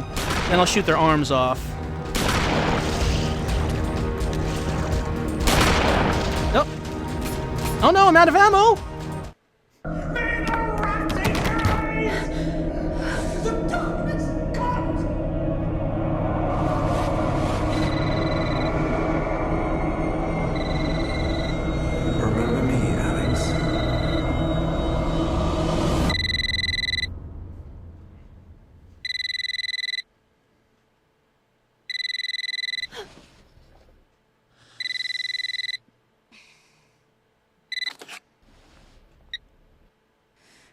Hello? Miss Alexandra Roivas? Yeah, who's this? This is Inspector LaGrasse of the Rhode Island Police. I'm sorry to disturb you, but there's been an accident with your grandfather. I'll be on the next flight out.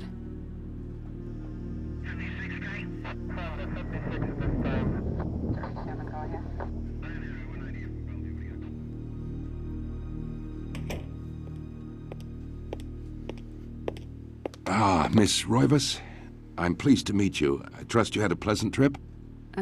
Yes, I suppose so, considering. Yes, my condolences. This is most unpleasant. It's a shame we couldn't meet under brighter circumstances. Yes, it is.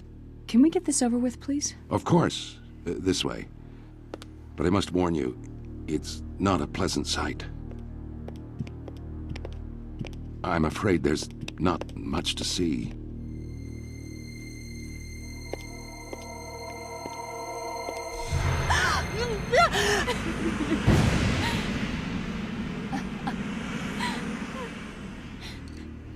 Miss Roivas, is that your grandfather, Edward?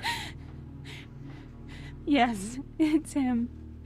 He's wearing our family ring. I don't understand. Why are you showing me this? Can't you check dental records or something? What is wrong with you? I'm sorry. It's my job, lady. You're the only living relative, and no, we can't check dental records. There's no head. None of this makes sense. There's no sign of intrusion, and there was certainly a lot of force used here. I have never seen anything like this in my 20 years on the force. We have no evidence except for the body, and what's left doesn't say much. Ugh, we don't have a single clue. Well, you better find out who did this. I'm not leaving Rhode Island until you do. There must be some clue in this old mansion revealing what happened. I want answers. So do I. I wish I had some.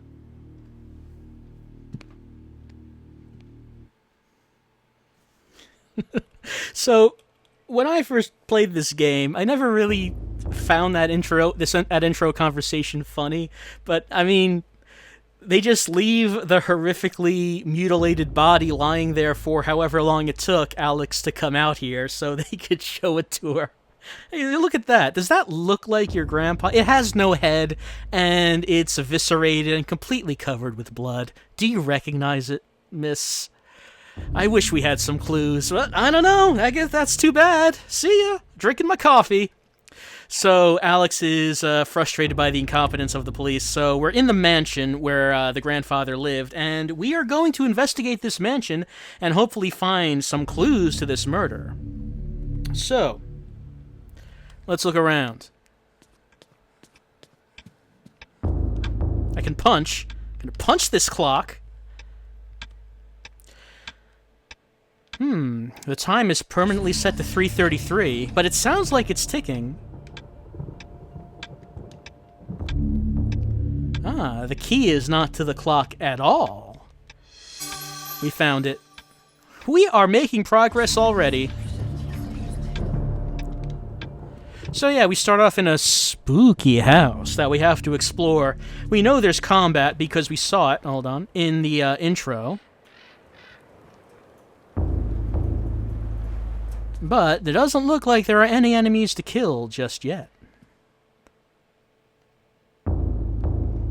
It's our ancestors. How spooky. Alright, here's the kitchen. Here is a door in the kitchen that's covered with a sigil. Of course, we can't open it because the sigil locks it. I guess we should not be surprised by that. To be honest, though, if I owned a mansion, I would totally lock all the doors with sigils and crests. I would definitely do this.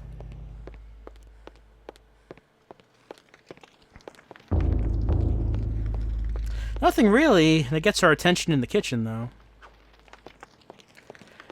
Someone asking Pillows is asking if I would do an LP of this. I really like this game. That's certainly a possibility of at some point doing a full LP of Eternal Darkness. Because this, like Condemned, this is one of my favorite horror games, and there is a lot to this game. Our grandfather never really played the piano, so no one's using it.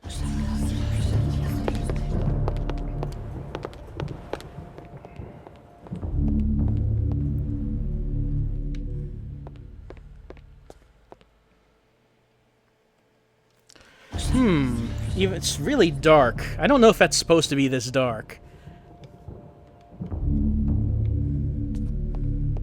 What we're seeing might be a little bit too dark, because I remember being able to see that pretty clearly, that image on the wall. But maybe we'll get a better look at it later. Let's see if we can up the brightness. I don't know.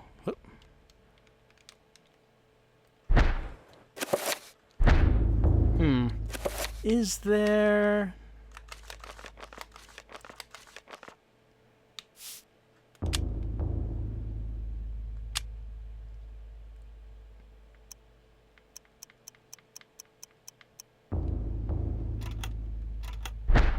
Oh wait, did I not save that?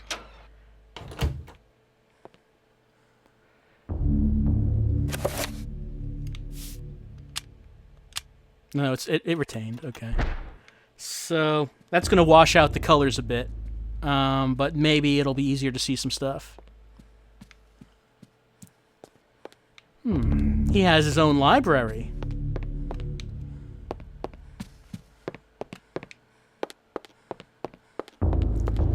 But we really don't have any time to read any of this.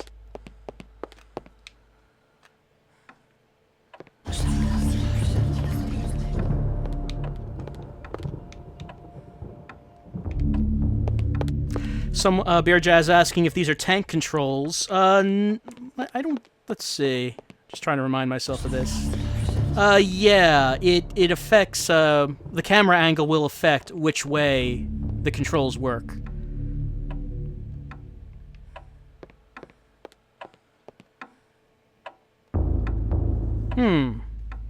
I can use the sticks to change the time. Well, that one clock in the foyer was 3:33, I believe.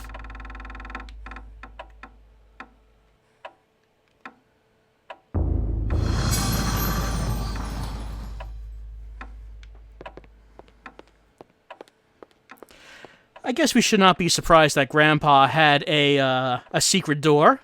Again, if I had a mansion, I would totally have a secret door, so I'm not gonna judge.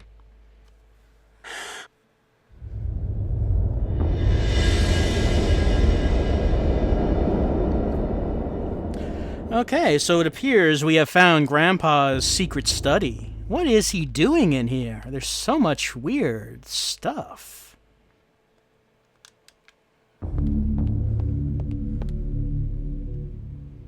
A drawing of a stack of human bodies cemented on top of each other, rendered down to the subtlest detail.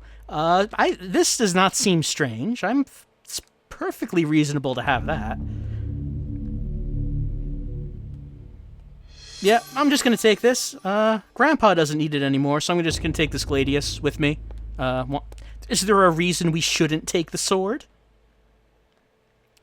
A bizarre drawing of a cyclopean city, its immense architecture bathed in an unnatural fog. The details incredible, as Alex studies it, she can almost imagine the city's inhabitants.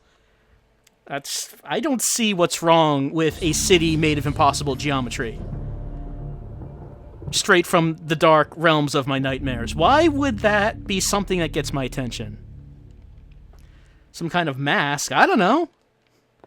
Grandpa liked, eclectic stuff. There's nothing wrong with that.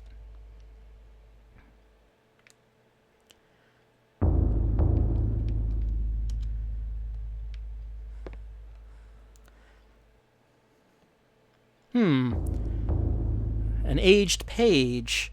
Maybe if I had, I don't know, some kind of tome, I could do something with it. Oh, hey! Is that a tome? It is! It's a tome. We should probably read the tome.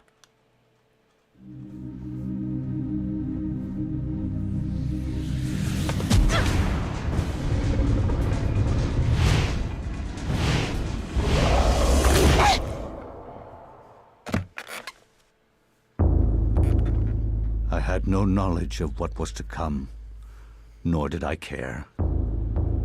How the knowledge changed me, it will also change you. As you read this, you will come to learn fear as I have. You too will come to understand, or you will perish. To think that once I could not see beyond the veil of our reality. To see those who dwell behind. My life now has purpose. For I have learned the frailty of flesh and bone. I was once a fool.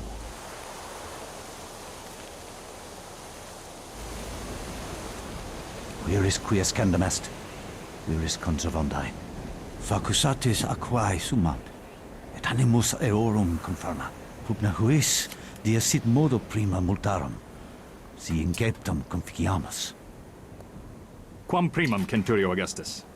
I would like to compliment you once more on your battle tactics. Our enemies did not have a chance. Do you believe that it really exists, Centurion? I do not doubt our Emperor's beliefs, or his orders. But if we are to retrieve the artifact, then we must be strong and patient.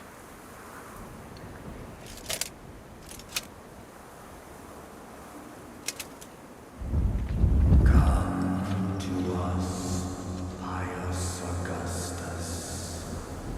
Come to us,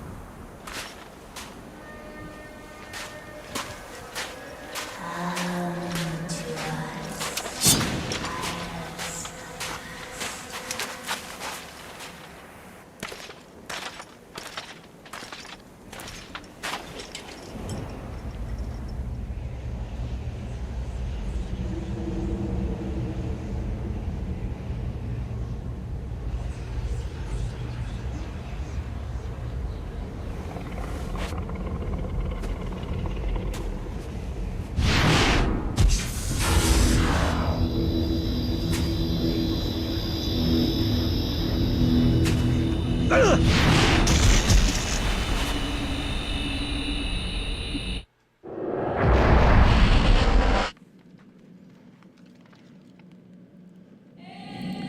Isn't that just the way? I mean, you're a Centurion, a commander, and all of a sudden you hear odd voices calling your name, and then you end up getting teleported to who knows where. What is this?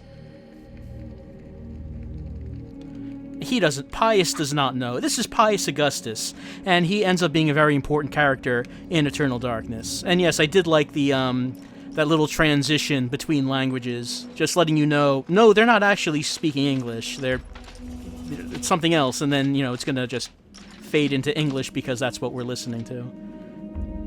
I guess we should go down into the dank heart of the labyrinth. It is such a dank heart, but we should probably do it.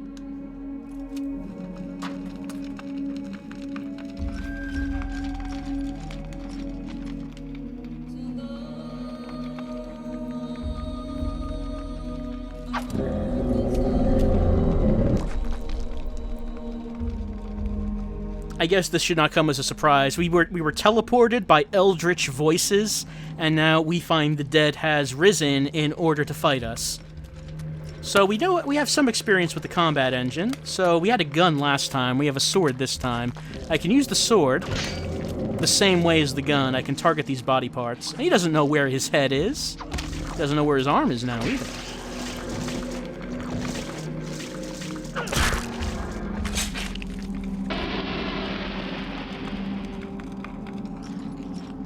It's no big deal for Pius Augustus. Oh, hold on.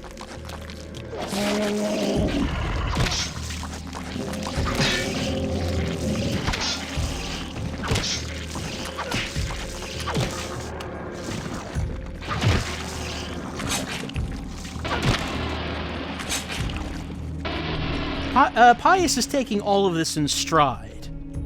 He thinks this is all real weird, but he is not terrified. He's gonna kill these strange zombies and pick up granite blocks. You just gotta take what life gives you and make the best of it.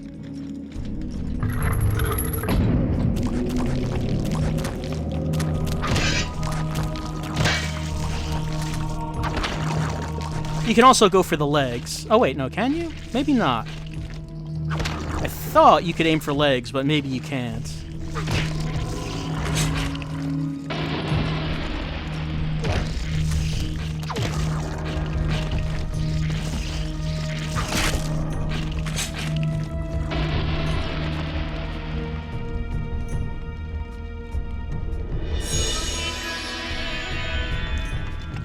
Pius does not know why he's picking up these granite blocks, but I'm sure there's a perfectly good reason for why we're going to need them.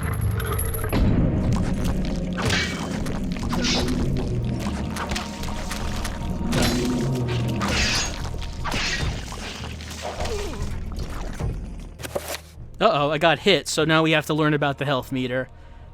It's a video game, so you know how that works.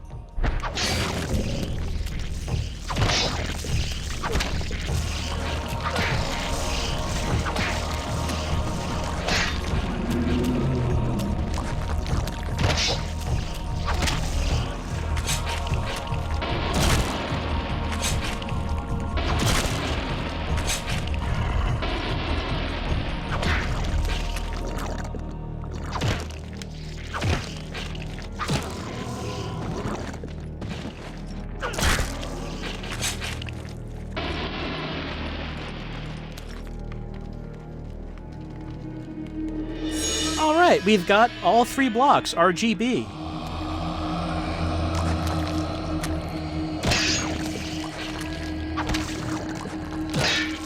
Colors end up being very important in Eternal Darkness. And someone asking if I know about the Mantarok glyph, I do, because, spoilers, there's actually a 4th color. You might not know that. You might miss the 4th color. But there is a point where you can obtain it. Not here, I think.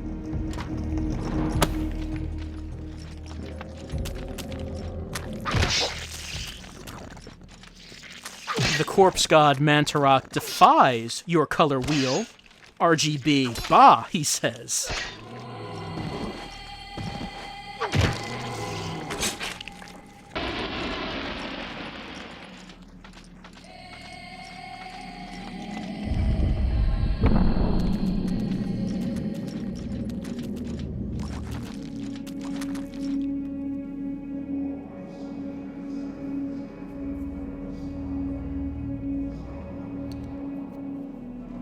See, there are 4.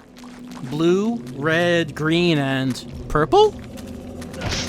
What would that be? Oh, actually, the purple block is here. But that doesn't seem to fall in line with the color scheme that we have so far. I mean, red, green, blue is obvious, but why would there be purple? And these guys are just gonna, you know, they're gonna stumble around in confusion, so we'll just leave them to it.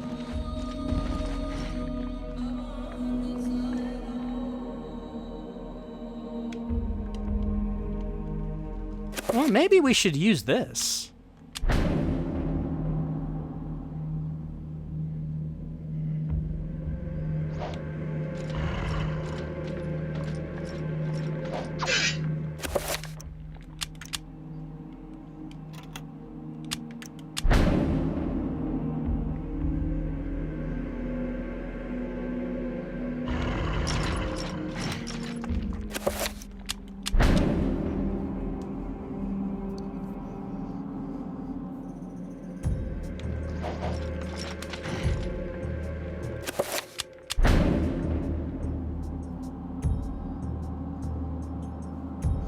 Alright, we did it.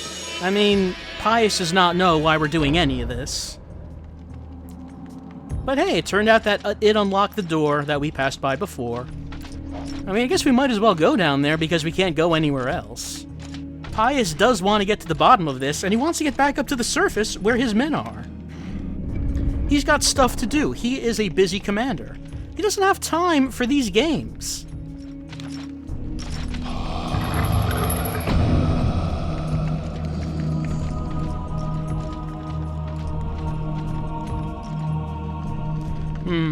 We must prove our worth by destroying this statue. It's actually the battle tutorial talking about the multiple body parts, just in case we didn't figure it out by now. But that looks like a statue of us. It's like a statue of Pius. Do we have to destroy ourselves?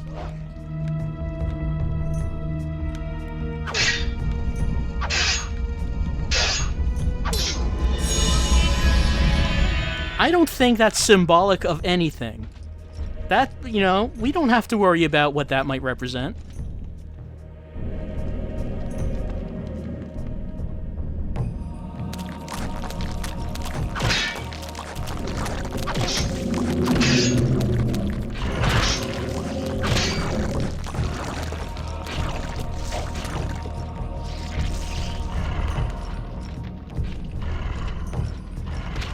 There's a thing over here. It's a button. It's a pretty big button.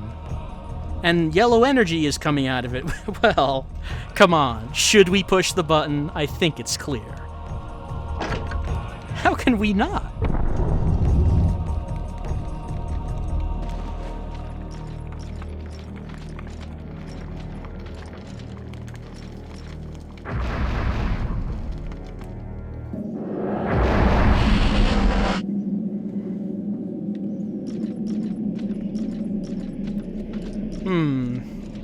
And so we come to a dead end. A chamber with 3 colors. What are these?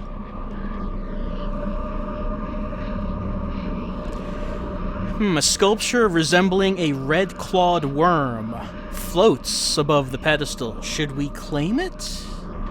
What about this? A delicate dome. It's a pale blue statuette. Should Pius claim that one? Choices. An effigy resembling a warped angel shaped from dark green emerald. It hovers too. Well, I guess, chat, I guess we have to decide this. Which one do we pick? Red, blue, or green? I guess we'll go from left to right. Red is 1, blue is 2, green is 3.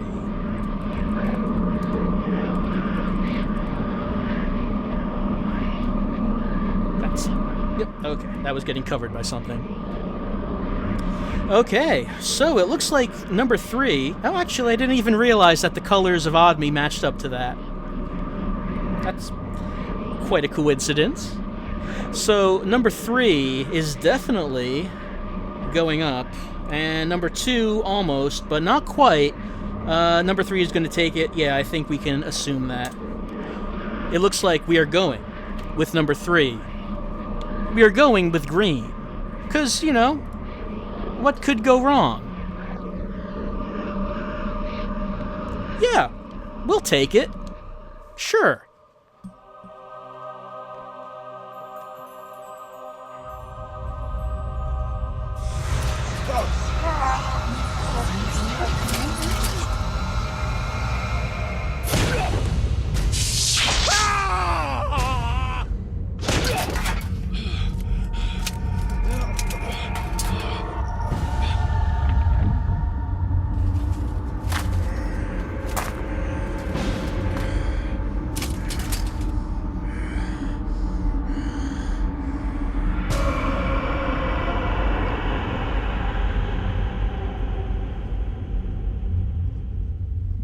Eons have passed since then, and I have learned much.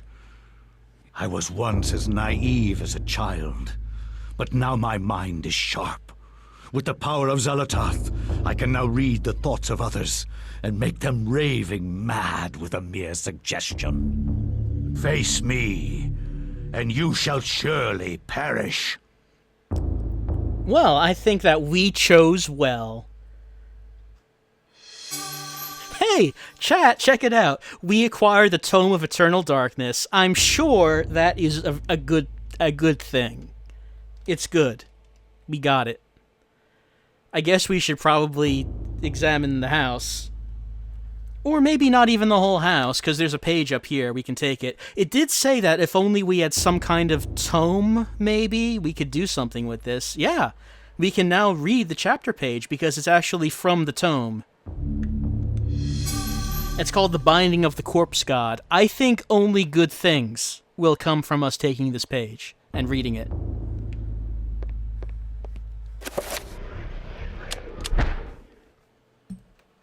I cannot say what was the true beginning, nor am I sure of its end. So perhaps here is the best place to start. I am reminded of ideas I first encountered in Sir James George Fraser's book, The Golden Bough, a study in magic and religion. We are overwhelmed by a very human need to weave a web of meaning where there may be none. Since time immemorial, ancient peoples have dressed up their lack of knowledge as gods and demons. I have discovered that sometimes the fates of gods and mortals intertwine, and legends are born.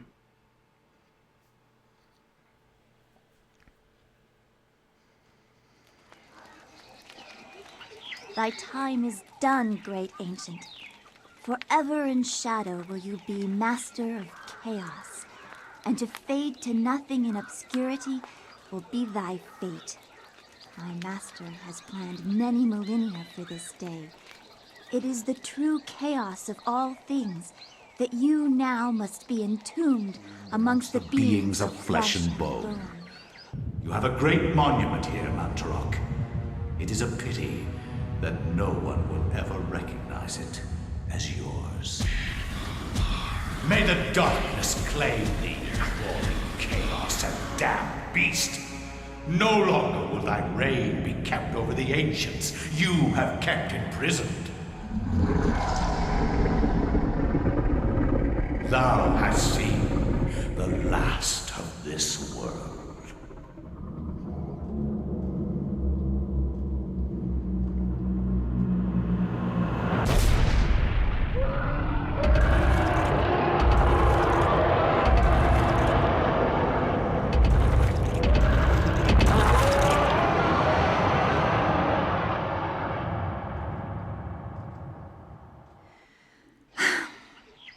Mythical fables can keep me amused.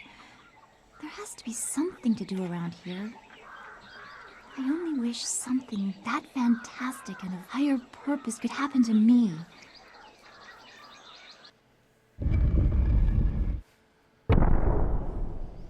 Oh, that's weird. The door just shut after reading the Tome of Eternal Darkness and wishing that something like that could happen to us. Oh well, that's not a big... That means nothing. Why would you think it would mean something? This was the sign in the house on the wall that I said looked a bit dark. It's a triangle with red, green, and blue, and purple in the middle.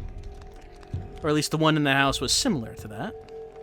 So we saw that Pius Augustus is, he's up to something. He's been busy. He's apparently become a lich, a dark mage, a dark undead mage. Powered by Zelatoth, the goddess of madness.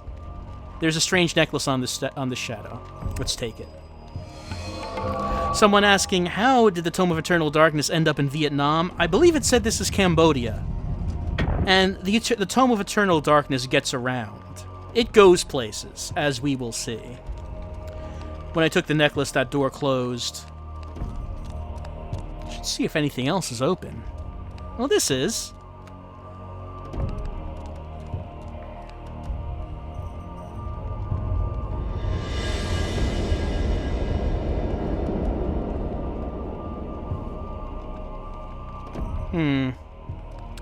You know, somehow I think these bodies are not going to remain on the floor. I don't know.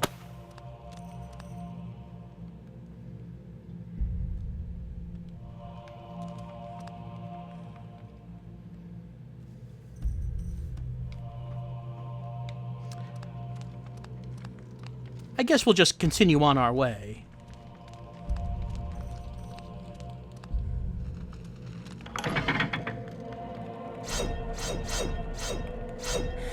Oh, well, I mean, this ancient temple has pressure plates. Don't they all? Really?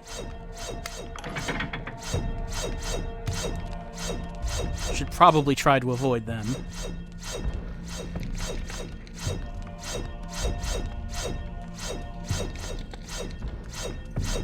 So, yeah, she's really had no reaction to what's going on. I mean, it doesn't seem like she thinks this is strange at all. Neither did Pius, really. It's hard to say really what she thinks about it. Oh, here we go. These are some different zombies. They can cause us to lose sanity. Well, I mean, I feel fine. I don't think we need to worry about that. So we have that green meter, as you saw. That's our sanity meter. If it goes down low, well, I'm sure nothing will happen. I don't think we have to worry about that. Okay, I can extinguish the candles. Well, I mean, it looks like it's noontime. So... Oh, hold on.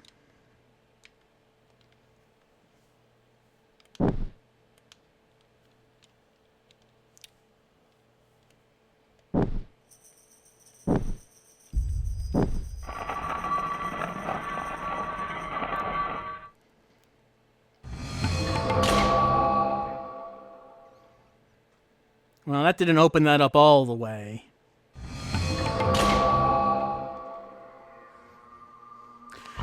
Someone asking if we know who has the rights to sanity effects. It's always been said that Nintendo has the rights for a game to have sanity effects in the way this game does it. I mean, Amnesia did have its own version of sanity effects, but maybe the way they did it did not actually match up to the way this game does it. I could not say. It's pretty similar, but maybe different enough that we did not have to worry about infringing on anything. Now I could finish him off to get some of my sanity back, but like I said, I feel fine. I don't think we need to worry about that.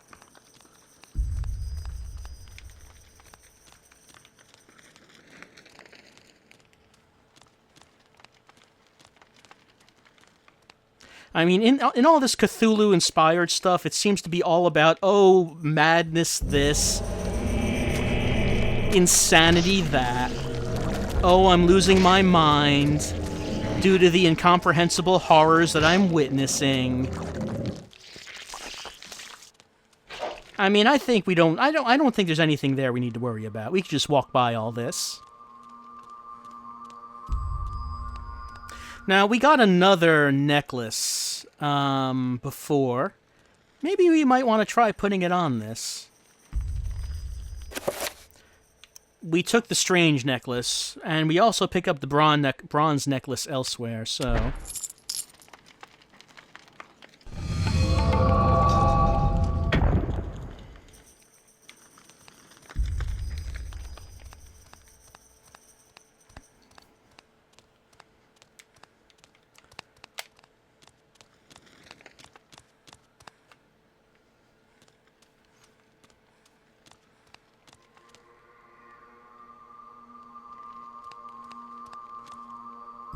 That one seems fine. Someone asking if I've played Call of Cthulhu. No, I haven't. I don't know if you're referring to Dark Corners of the Earth, but if you are, I have not played Dark Corners of the Earth. That seems like a weird one to try to get working. The PC version is real weird, and then there's one for the Xbox, the original Xbox, but I don't have one of those.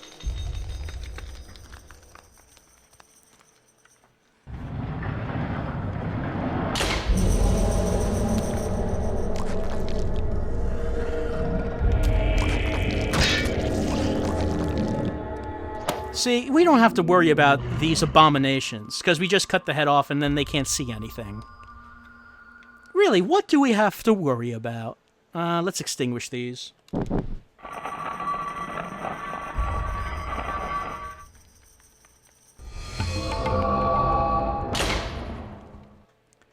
Alright, there we go.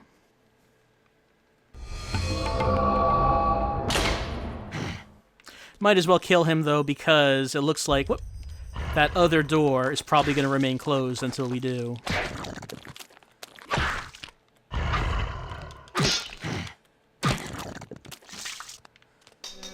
Oh, he grew his head back. We'll just leave him there, I think.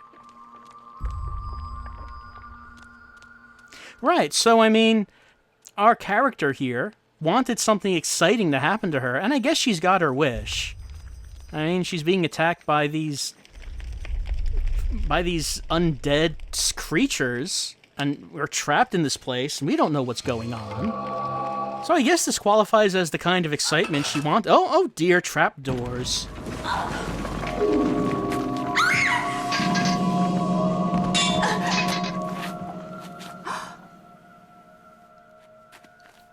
Secret passage in the temple.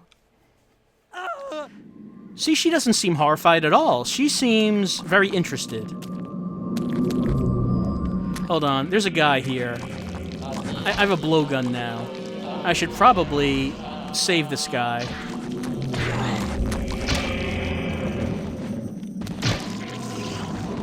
And the reason I should save this guy is because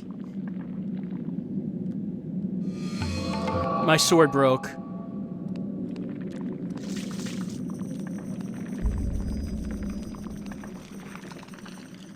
And he can repair it, so yes.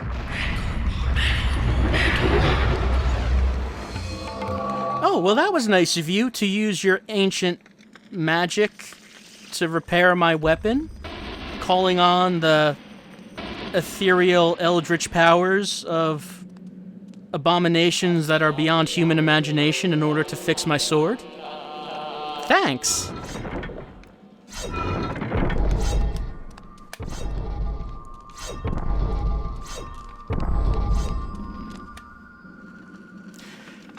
I don't know why that guy is there. He's just hanging out in this temple. I don't know why.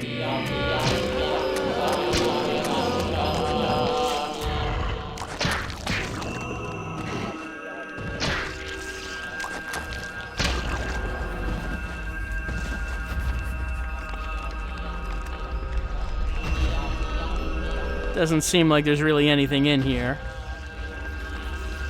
Can we look at this? I'm sure that's nothing. A skeletal demon befriending the ancient Khmer people by denouncing one of their fertility gods, and we can see some kind of fleshy tentacled thing on the right side. I guess we can probably assume that's maybe Mantarok over there. We can see that that's Pius in the middle, and those are the people on the left.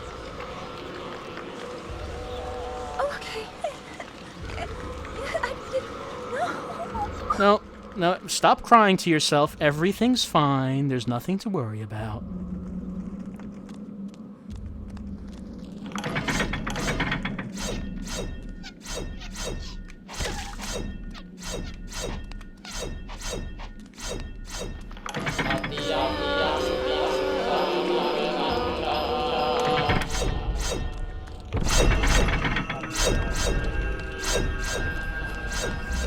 See, we can handle all of these traps. Oh, they're fighting each other. Zombies of different kinds may fight each other, it's true.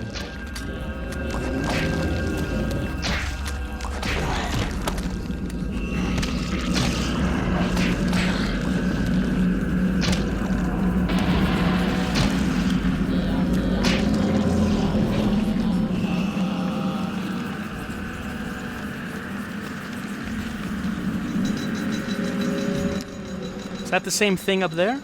No, it's a little different, it looks like. This mural depicts one of the ancient Khmer deities being tortured and killed by a skeletal demon. Yeah, this kind of looks like what we saw.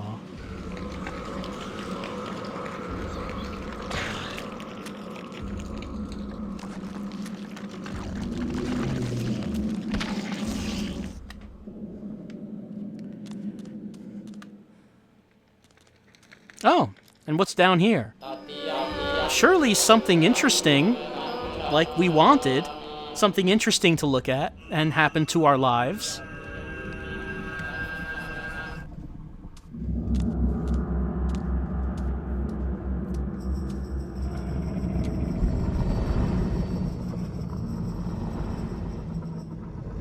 Stop. Don't go near it.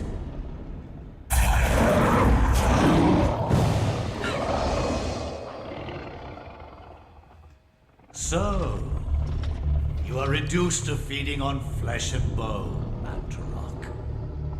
How the mighty have fallen. You will surely fester for millennia to come. A slow and torturous fate for thee. You had best leave, young fool, or you will find yourself as food for the dead god.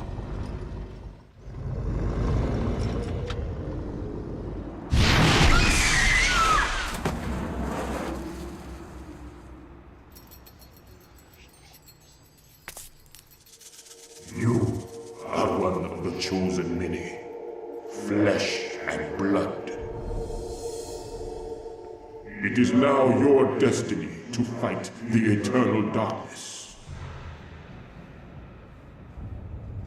I give you a gift in return for an obligation. The gift is your life, sweet dancer.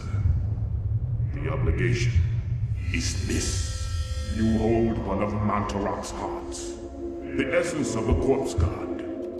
To some it is a source of great power. From those people, you must defend it, lest they use it to destroy what little brightness your world has left in it. Guard it well.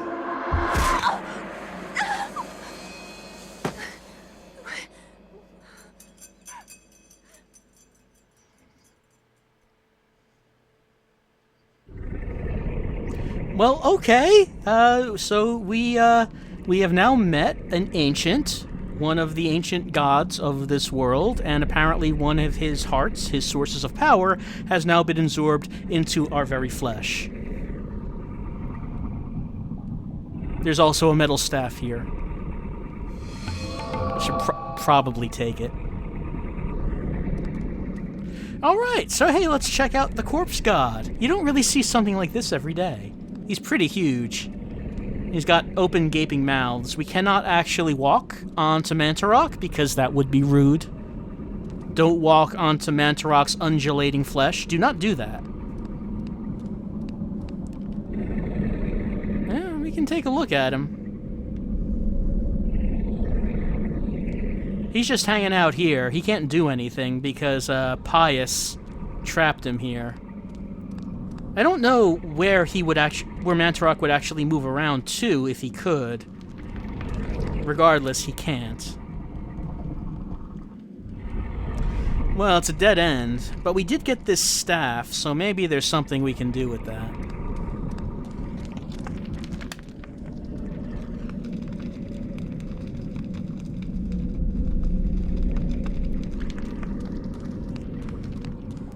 It seems that at this point, Mantarok has been here for a long time. We don't know how long, but it doesn't seem like he just got pinned here.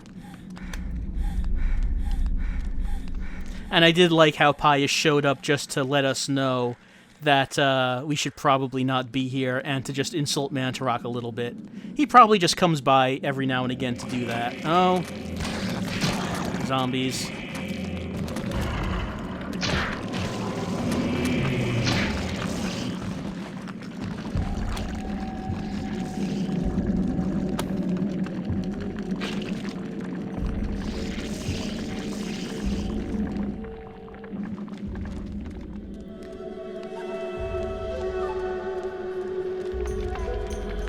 Well, there really was nothing. It was a dead end over here. Can we go through here? No. Last time, but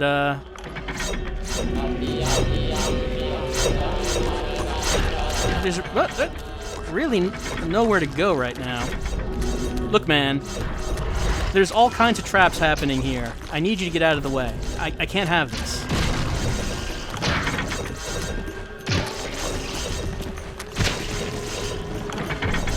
Alright, I'm very low on health. But fortunately, we have this strange necklace. It's a strange necklace. It can be used to cast a healing spell when we're standing still.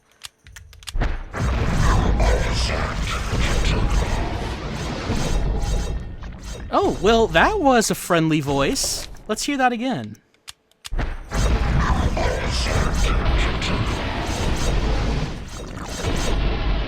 I'm sure that's nothing. We don't need to worry about what that voice is.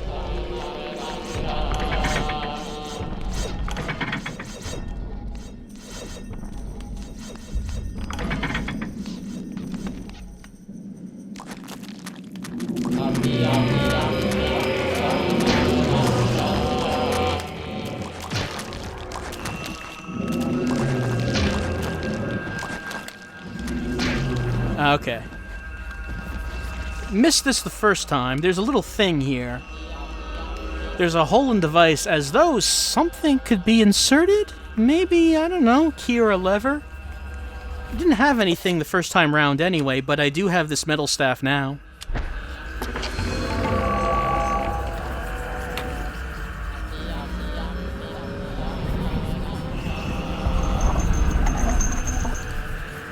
Oh great, that worked. Now we go back. That's something I don't think is such a great thing about this level. We do go back and forth a bunch.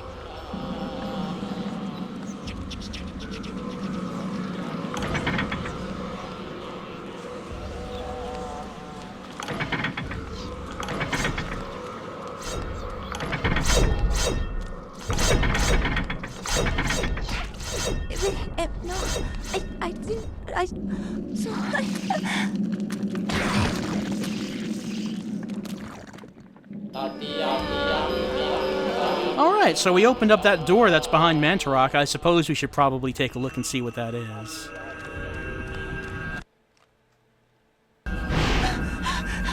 This can't be happening! That's weird. I thought the Wii was connected alright. That's probably just like a hiccup. I don't know. Like a little hitch with the HDMI. I don't know.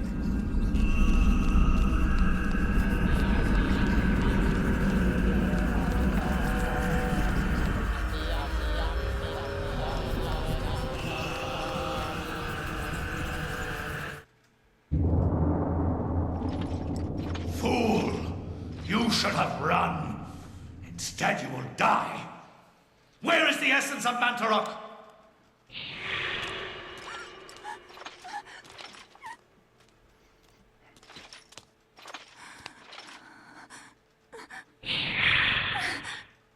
Where is it?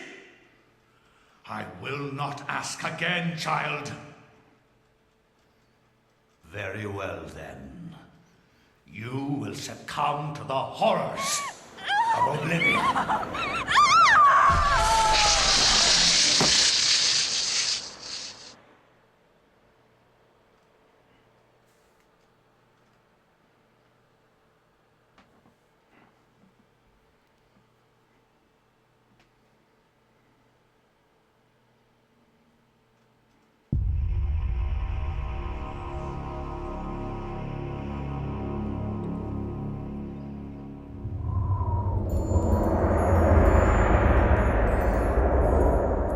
Yeah, and that's how things go in Eternal Darkness. I mean, most of the chapters are going to end with things not going so well for our protagonist. As you saw, in that chapter, we gained the essence to Mantarok, and we refused to give it up.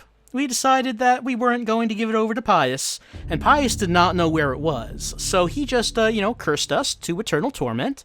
And, well, I mean, you're asking if she died?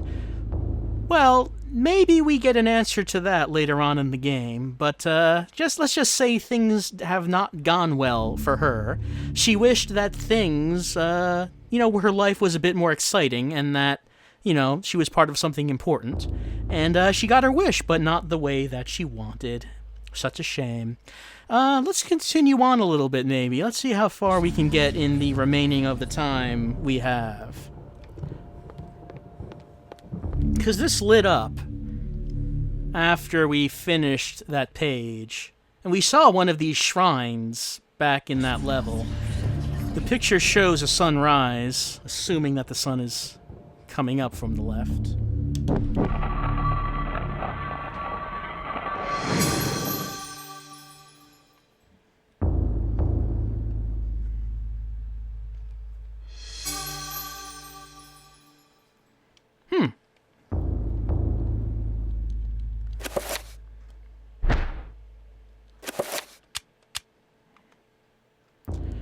Let's see what's inside.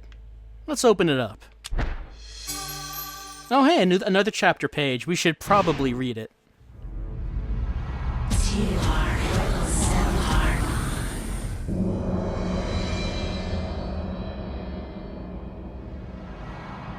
Your presence is welcomed, Majesty.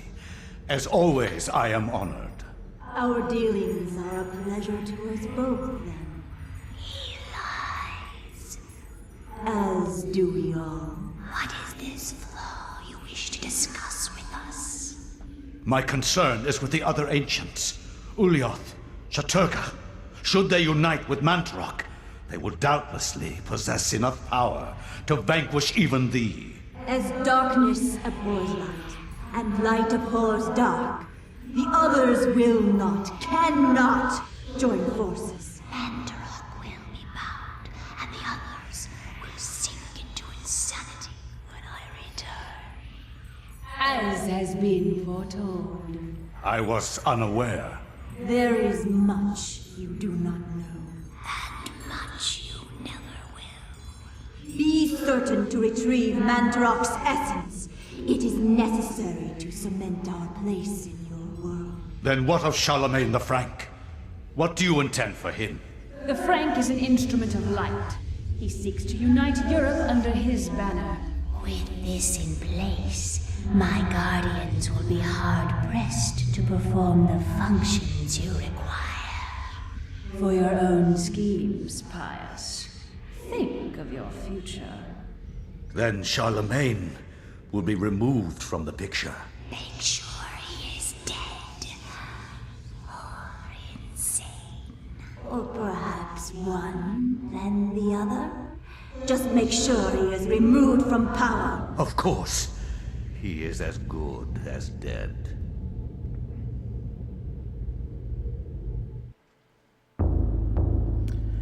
Okay, so we're discarding the message tube, and we saw a little cutscene of an interaction between Pius, who has been the villain so far, and the actual entity that he serves, Zelatoth, the Ancient of Insanity. So she's a fun character. We should probably read this page. From my research, it is apparent that the endeavors of mankind are mere puppetry at the hands of the ancients. Whenever a king vows reform, the ancients move quickly to stifle it. Under the auspices of Emperor Charlemagne the Frank, the new Holy Roman Empire was at the height of its power.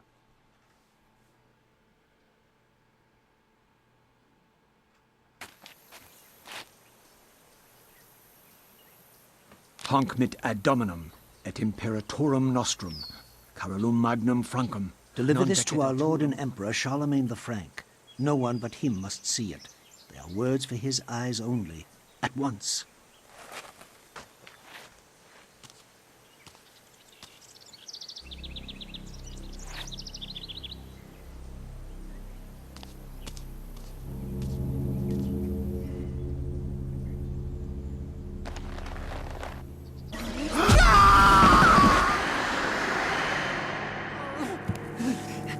What sorcery is this? A spell? I am bewitched. If this was meant for Charlemagne, then what will become of him? I have to warn him of this treachery.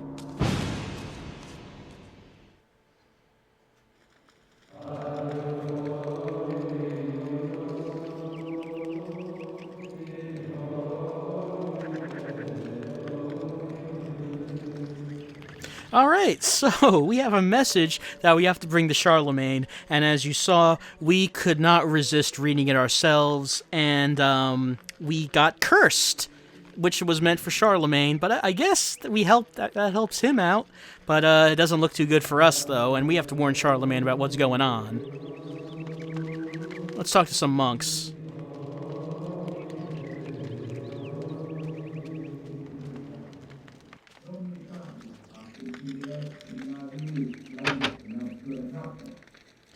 Okay, so inside the bishop's visiting chamber, apparently Charlemagne is in there taking a conference. It's pretty important. We should probably knock on the door, but we cannot do this. We have to find the key and force our way in. So, I mean, guess we have to get to looking for that key. And, Pillow's asking me if I know about the sword. Yes, I do. There is a certain weapon in this game that you have to do certain things throughout the game. You have to pick up certain items. And if you do this, then by the end, you will be able to gain a certain special weapon. It's like a thing that it happens throughout a number of chapters. It's a coffin. We should probably open the coffin. That's just my own personal philosophy. If I see a coffin lying around, I'm gonna kick it open. Oh my God, what is Lord, it? happened? This devil's work. We should get out of here. You have proven what we have feared the most. This poor man has been the victim of great evil. Look how his body has been defiled, as if something has burst out from inside him. Here, take this for your protection.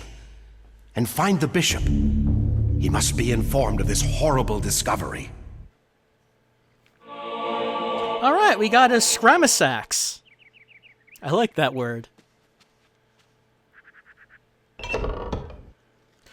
All right, we've done such a good job. We opened the coffin and proved that there's evil happening.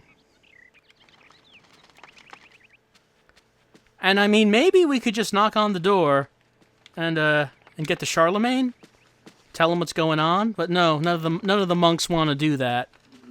I guess we still have to find that key. So let's get to that.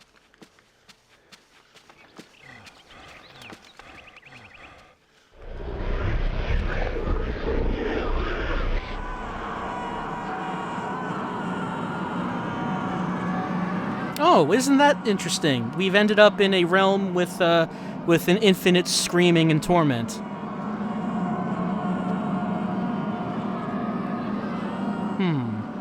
A statue of Pius that was destroyed. And Elia, though hers is not destroyed.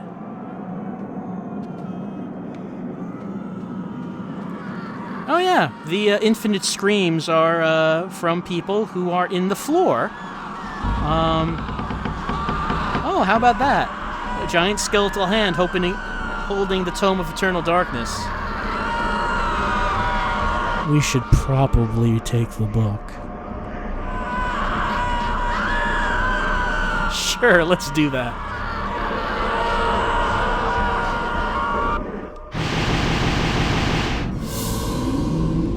All right, we're back here now. I guess that was fine. I guess that didn't really happen. It was all in our imagination.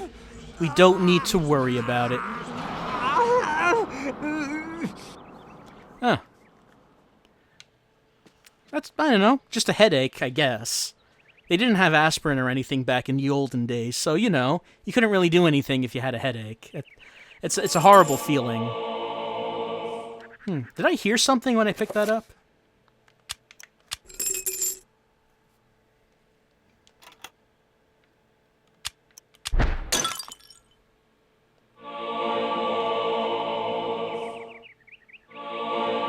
Oh, hey, there was a magical rune in there. A item made of pure magic, I guess. It's introducing the spell system, though we won't really be able to use much here for some time in the game. But we got our first thing that's going to be part of it. But there's really nothing we can do with this right now. The magic system becomes pretty interesting as we go on, though.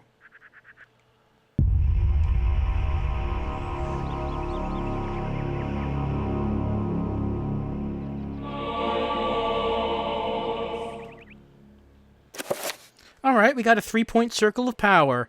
It describes how much power the spell will have. 3 points is the minimum. Maybe we'll get back to that later. There's nowhere to go, though. Huh. There's one book on the shelf that doesn't really look like it should be there. But of course.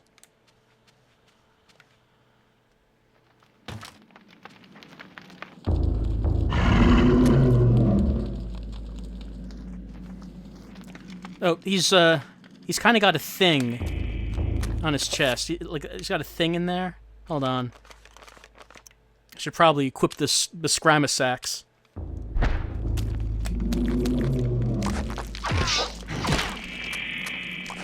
Oh, even though I chopped off the head, it still has a ghostly head. And I'm gonna need to finish him in order to get that thing, that magical rune.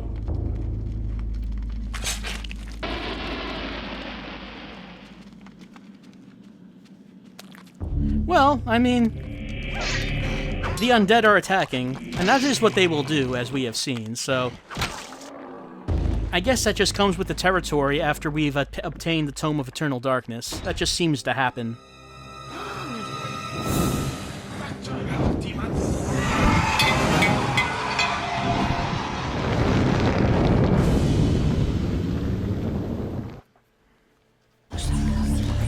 Oh no, this poor monk is being attacked. We should pick up the torch.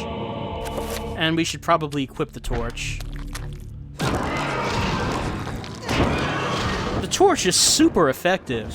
Fire type is great against undead type.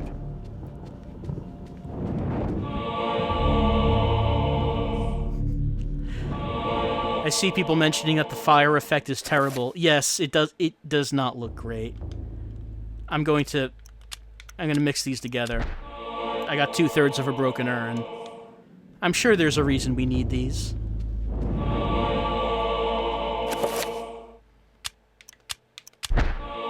There, I got all of the broken green urn. Aren't you proud of me? Probably should figure out what I need to do with this, though. What do you have to say? He was carrying the urn from the baptismal font, And the bishop was brandishing a large blade. He dropped the urn, he ran, and returned, and he found the sword. Alright, great. We're getting all kinds of weapons in this chapter.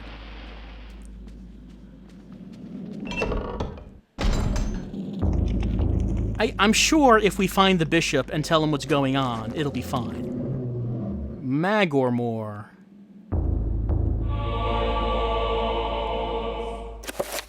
So much magic in this church. You wouldn't really expect that.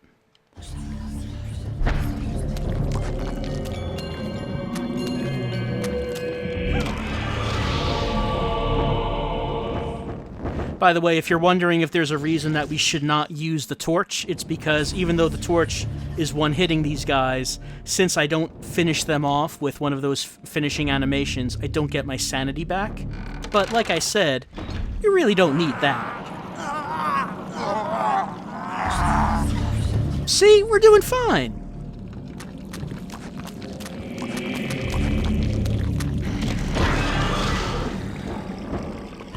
Alright, while those guys are fighting, maybe I should pick this up.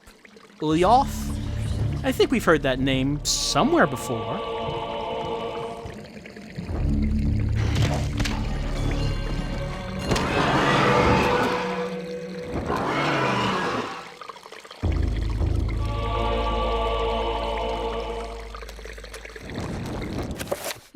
So let's take a look at that.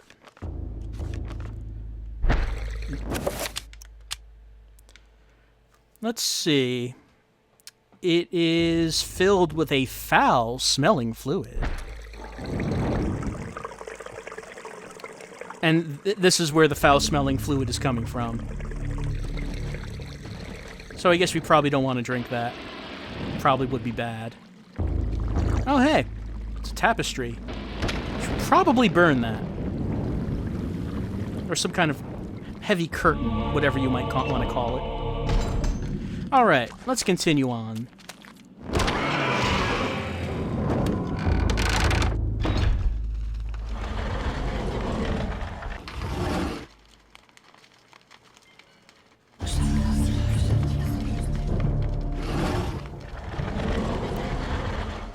Secret passages all over the place here. What's this? Oh, well that was easy. Except maybe not.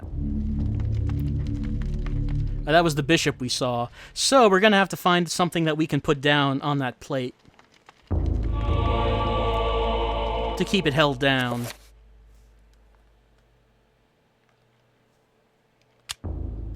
Let's see, it is a torn scroll. It reads, "That which is broken shall be fixed, that which is dull will be sharp. Thus is the nature of the enchant item magic. It requires Antor Bach and Magormore." We don't know what any of this means.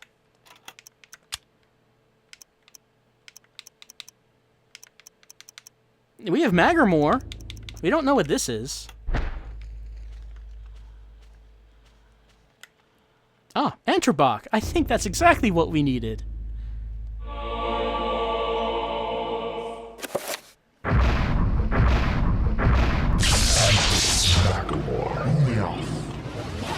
Okay, so those three things, let's see, Magormore means item, so we're casting a spell on an item. Antorbach is project, so I'm not sure what that represents. Ulyoth, that's the name of one of the evil gods. Think that there might be an issue with drawing on the power of an ancient evil entity? Maybe it's nothing to worry about. It's nothing to worry about.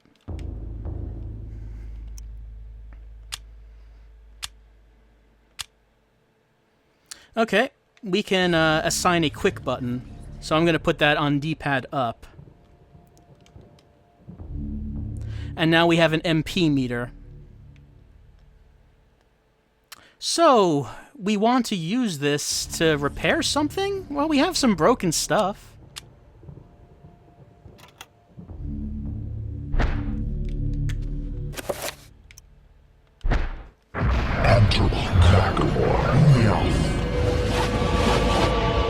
Well, great. We drew on the power of a cosmic abomination in order to fix our urn.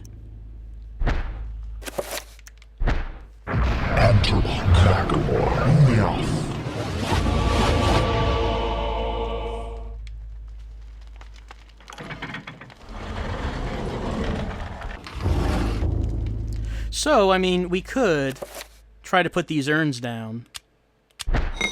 Hey, how about that? It does not appear heavy enough to depress it, though. We need to put the other urns down. But, you know, they are not filled with foul-smelling water. We probably should get on that.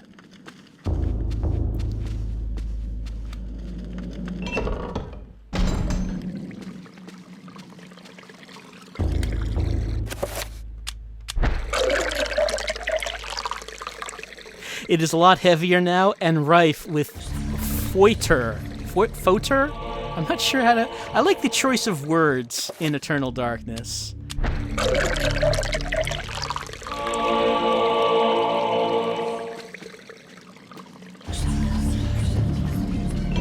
They accessed the thesaurus heavily when writing this game.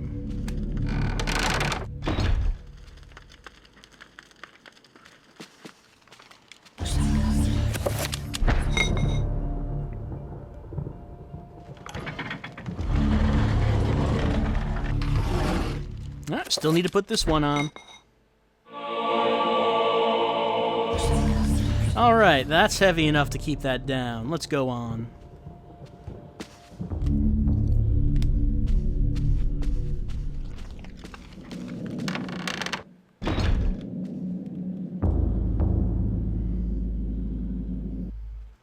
So, you have come to return my book. Very well then. For your efforts, I promise a quick and merciful death. Why is it that villains always promise that? That is not something I am interested in. Maybe I should equip the sword. Yeah, and this is the bishop we're killing, by the way, so, you know, I can imagine we might run into trouble with the authorities on that. This is probably not something that will fly.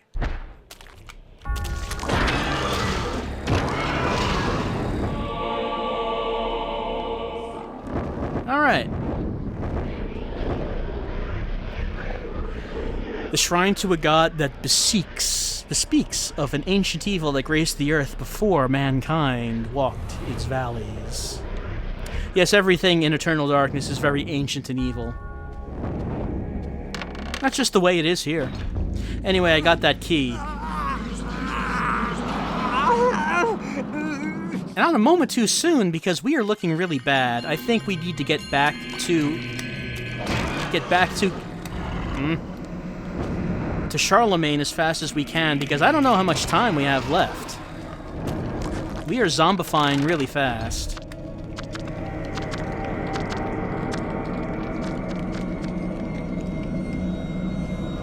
Alright, these things. I don't know if I'm going to be able to just sneak past this.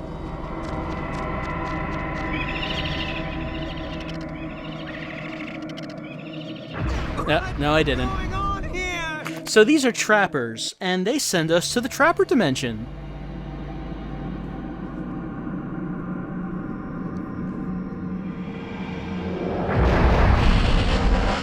The trapper dimension is actually really useful because we can use it to heal either all of our health, our magic, or my sanity, or I could just go straight to the exit, which, how am I doing? Well, my sanity's really low, but my magic and my health are really high. I don't think we need to fill anything up. I think we're doing okay.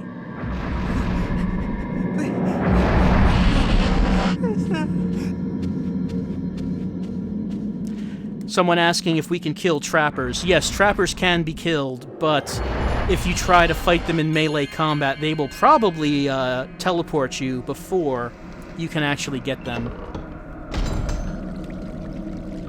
Yeah, we have to sneak around them. But they can be an inconvenience, as you can see. because it keeps sending me here.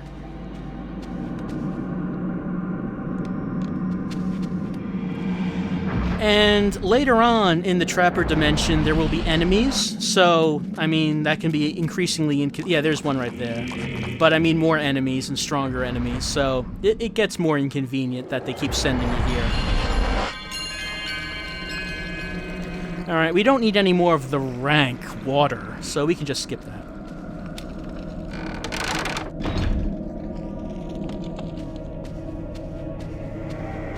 You know, this camera... is not very...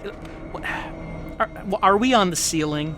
Anthony, are you walking on the ceiling? Because we can't get where we need to get to. If we're walking on the ceiling, we can't get to that door.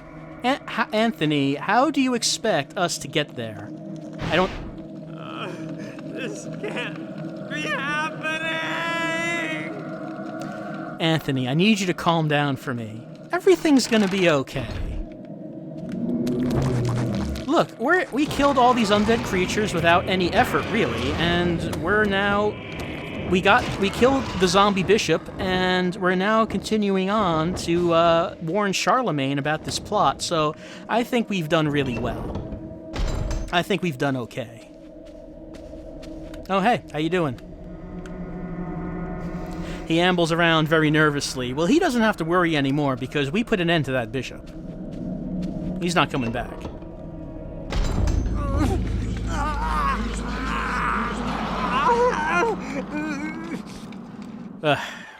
We are not looking good, I have to say. We are gonna need a vacation after this, I think.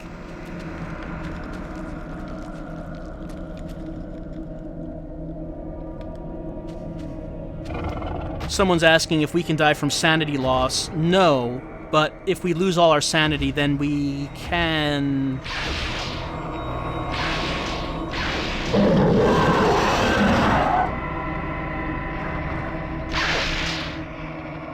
If we lose all our sanity, then we can lose our health in place of sanity, which is a problem. Anyway, we should probably kill this thing. It's really big and strong. I'm gonna hit it in the head.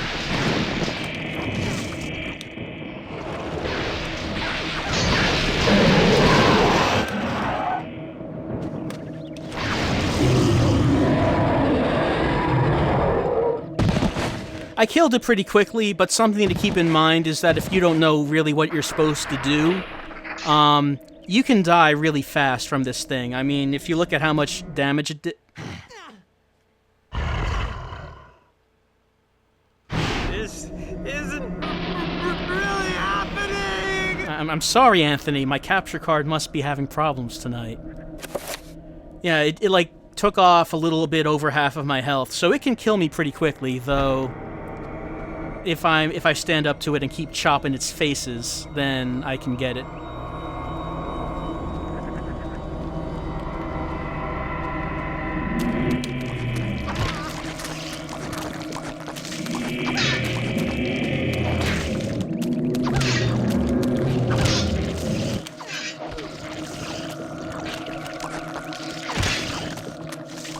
Alright, look guys, I just need to get around you, because my objective is over here. Here's this door that I've been trying to unlock this whole time, and now I've finally done it.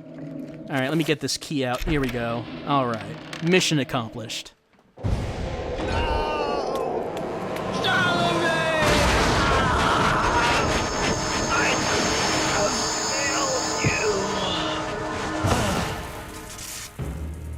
You are a fool for trying to save him, Anthony. His fate was decided many centuries ago, as is the fate of this world. Despite your faith, there is little to save you from the power of Sanity.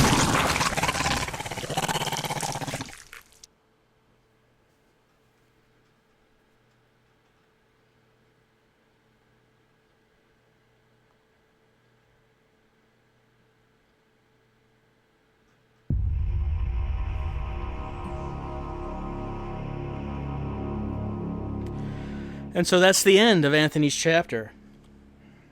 I mean, we almost made it, but it looked like it was for naught, because Charlemagne was murdered.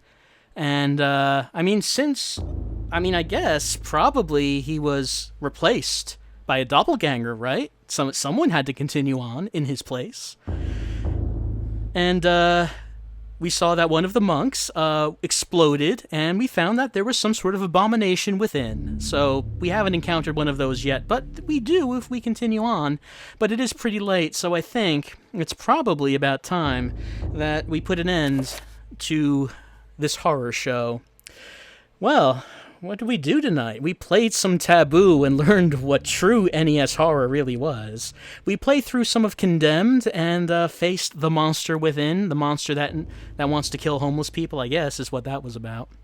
And we went with Eternal Darkness, and like I said, Condemned and Eternal Darkness, two of my favorite horror games ever. Yeah, it's possible that I could do a full LP of Eternal Darkness at some point, because I really enjoy it, and I think that would be... That could be really good, but there's a bunch of games that I want to do some LPs of. And speaking of which, we probably should go over just, what it is that I want to do in, I don't know, coming up coming up soon with some videos. Let's chat for a little bit, maybe.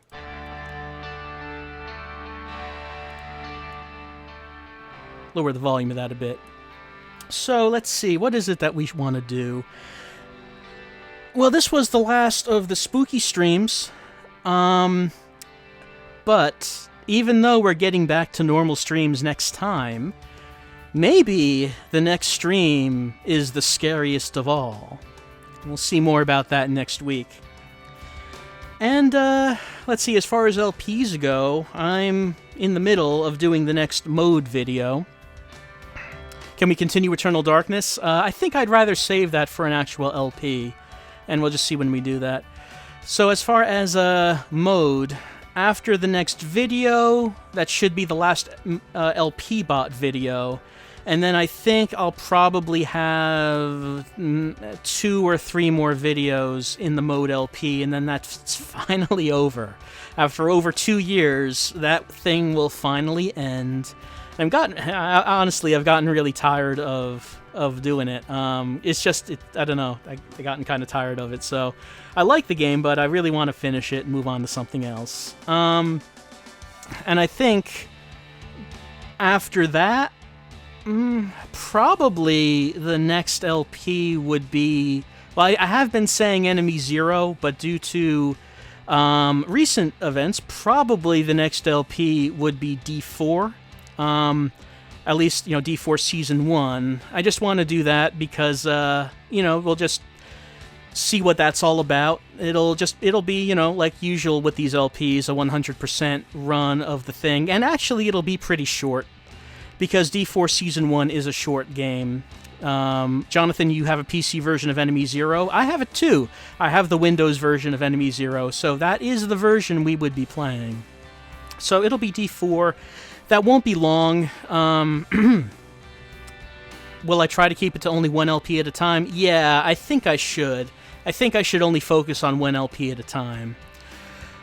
There is a lot of, yes, JG Minto, there is a lot of detail in D4, and that's the thing about D4, you can play through it really fast, but you can also spend many hours on it, looking at all of the detail, and looking at all of the little things on the sides here and there, and I really like that about that. But since the season is really short, that LP will not last long. So after that, I think we would go on to Enemy Zero and finally do that, and finally finish off the Kenji Ino games. At least until that one game, I forget what it's called now, that one Kenji Ino inspired game is made. Because it went up on Kickstarter, that a number of Japanese developers were making a game based on the works of Kenji Ino, so that'll be interesting to see if that happens. But if we can finish Enemy Zero, then we'll finish off the Laura trilogy. Enemy Zero being the middle chapter of it. So, what did I think of PT? I enjoyed PT a lot. I'm very interested in seeing how Silent Hills turns out. Hopefully it has that same kind of atmosphere and that same kind of realistic look, because that really sold PT. That came off really good. Has the creator of Mode contacted me? No, not recently. No, that he hasn't. I haven't spoken to him recently. There's a video somewhere of me playing PT. Yeah, that was one of the streams. That was one of the stream nights, game nights that we did a little PT. It was, Anno Think and his first-person horror classic, and then right after that it went into PT. So let's see, for LPs, like I said, it's going to be D4. It's going to be Enemy Zero. So that would be the two things coming up following Mode.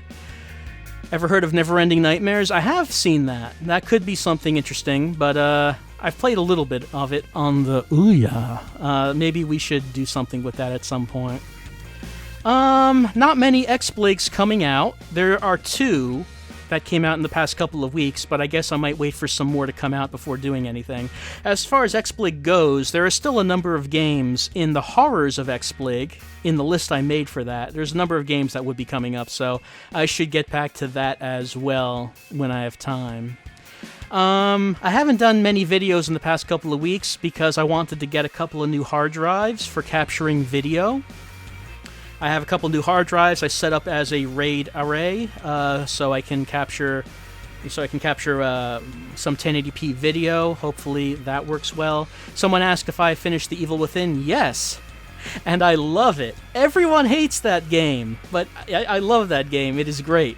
I would really recommend it. I say I would recommend it, but maybe I can't because everyone hates it. Everyone says it's a terrible game and that Mikami lost his touch. I think it is great. I think it came out really good. So I really enjoyed it. It's because it was advertised wrong. It's true that the game really does speed up as you go on. It does not stay as being a slow stealth-based game. It goes places. There's a variety of gameplay types in the different chapters. It really goes some places.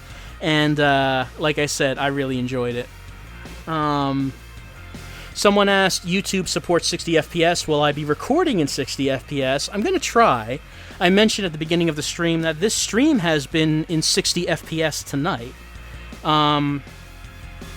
And I'm going to upload this in 60 FPS, so that should work. I'm going to try to record stuff in 60 now. I might have issues with it. 720p at 60 would not be a problem. That I would be able to do anything at that. I can also do 1080p 30, no problem. 1080p 60, I think I can do. I've done experiments with it, and it seems like it works fine. There's more of a chance of frame drops when doing 1080p 60, but I think I can do it. And I think that if I do it, maybe I'm going to try to do it with a demo friend of Dreamfall Chapters, which I played through, and I enjoyed it. And I like to do a video of that, so I might try to do 1080p 60 with Dreamfall Chapters, we'll see. Or if that doesn't work so well, then I would just do 720p 60 with that. Do I think Evil Within will be a cult classic like Deadly Premonition? I don't know about that. I don't know. I think it's great, but it seems like a lot of people don't, so I don't know how history will think about The Evil Within. Did I play The Longest Journey? Yes, I played through Longest Journey. I played through Dreamfall, and I've been waiting a few years now for Dreamfall Chapters. And please don't think about, as far as the stream format, please don't think about it as appeasing YouTube.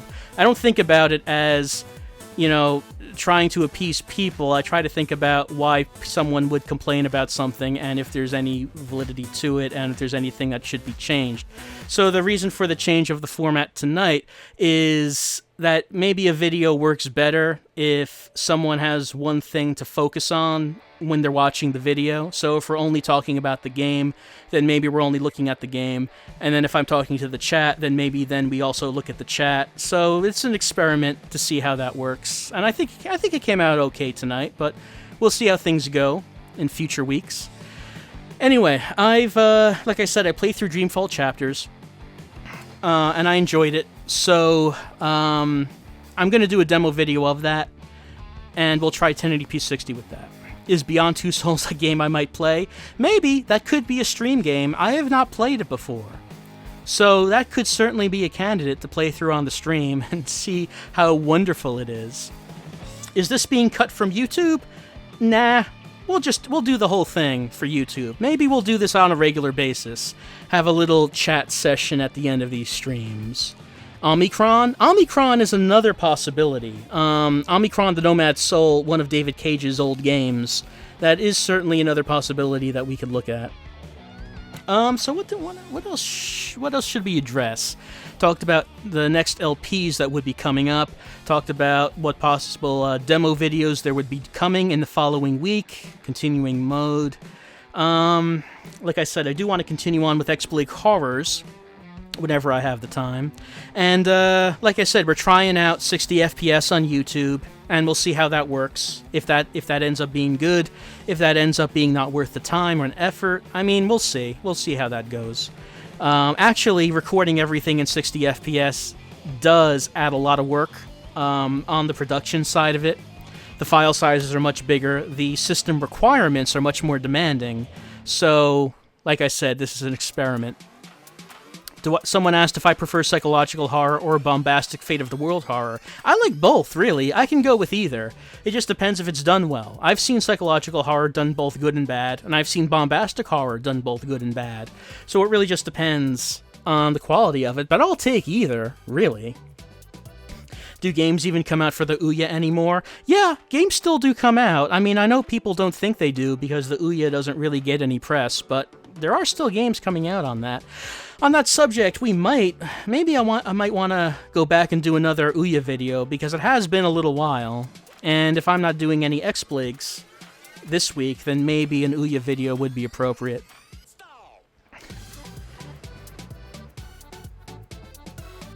No, this is some music right here.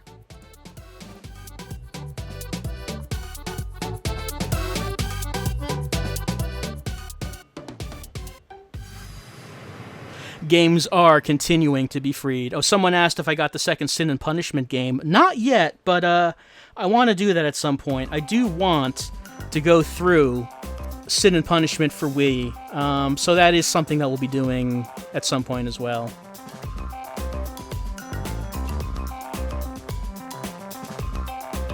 Someone asked if I had plans of doing LPs of games during the stream. You mean full playthroughs of a game on the stream?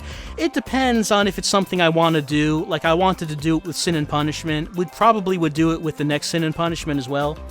And someone mentioned Beyond Two Souls. That's another potential candidate because that is something that would be interesting to see. And I have not played it anymore.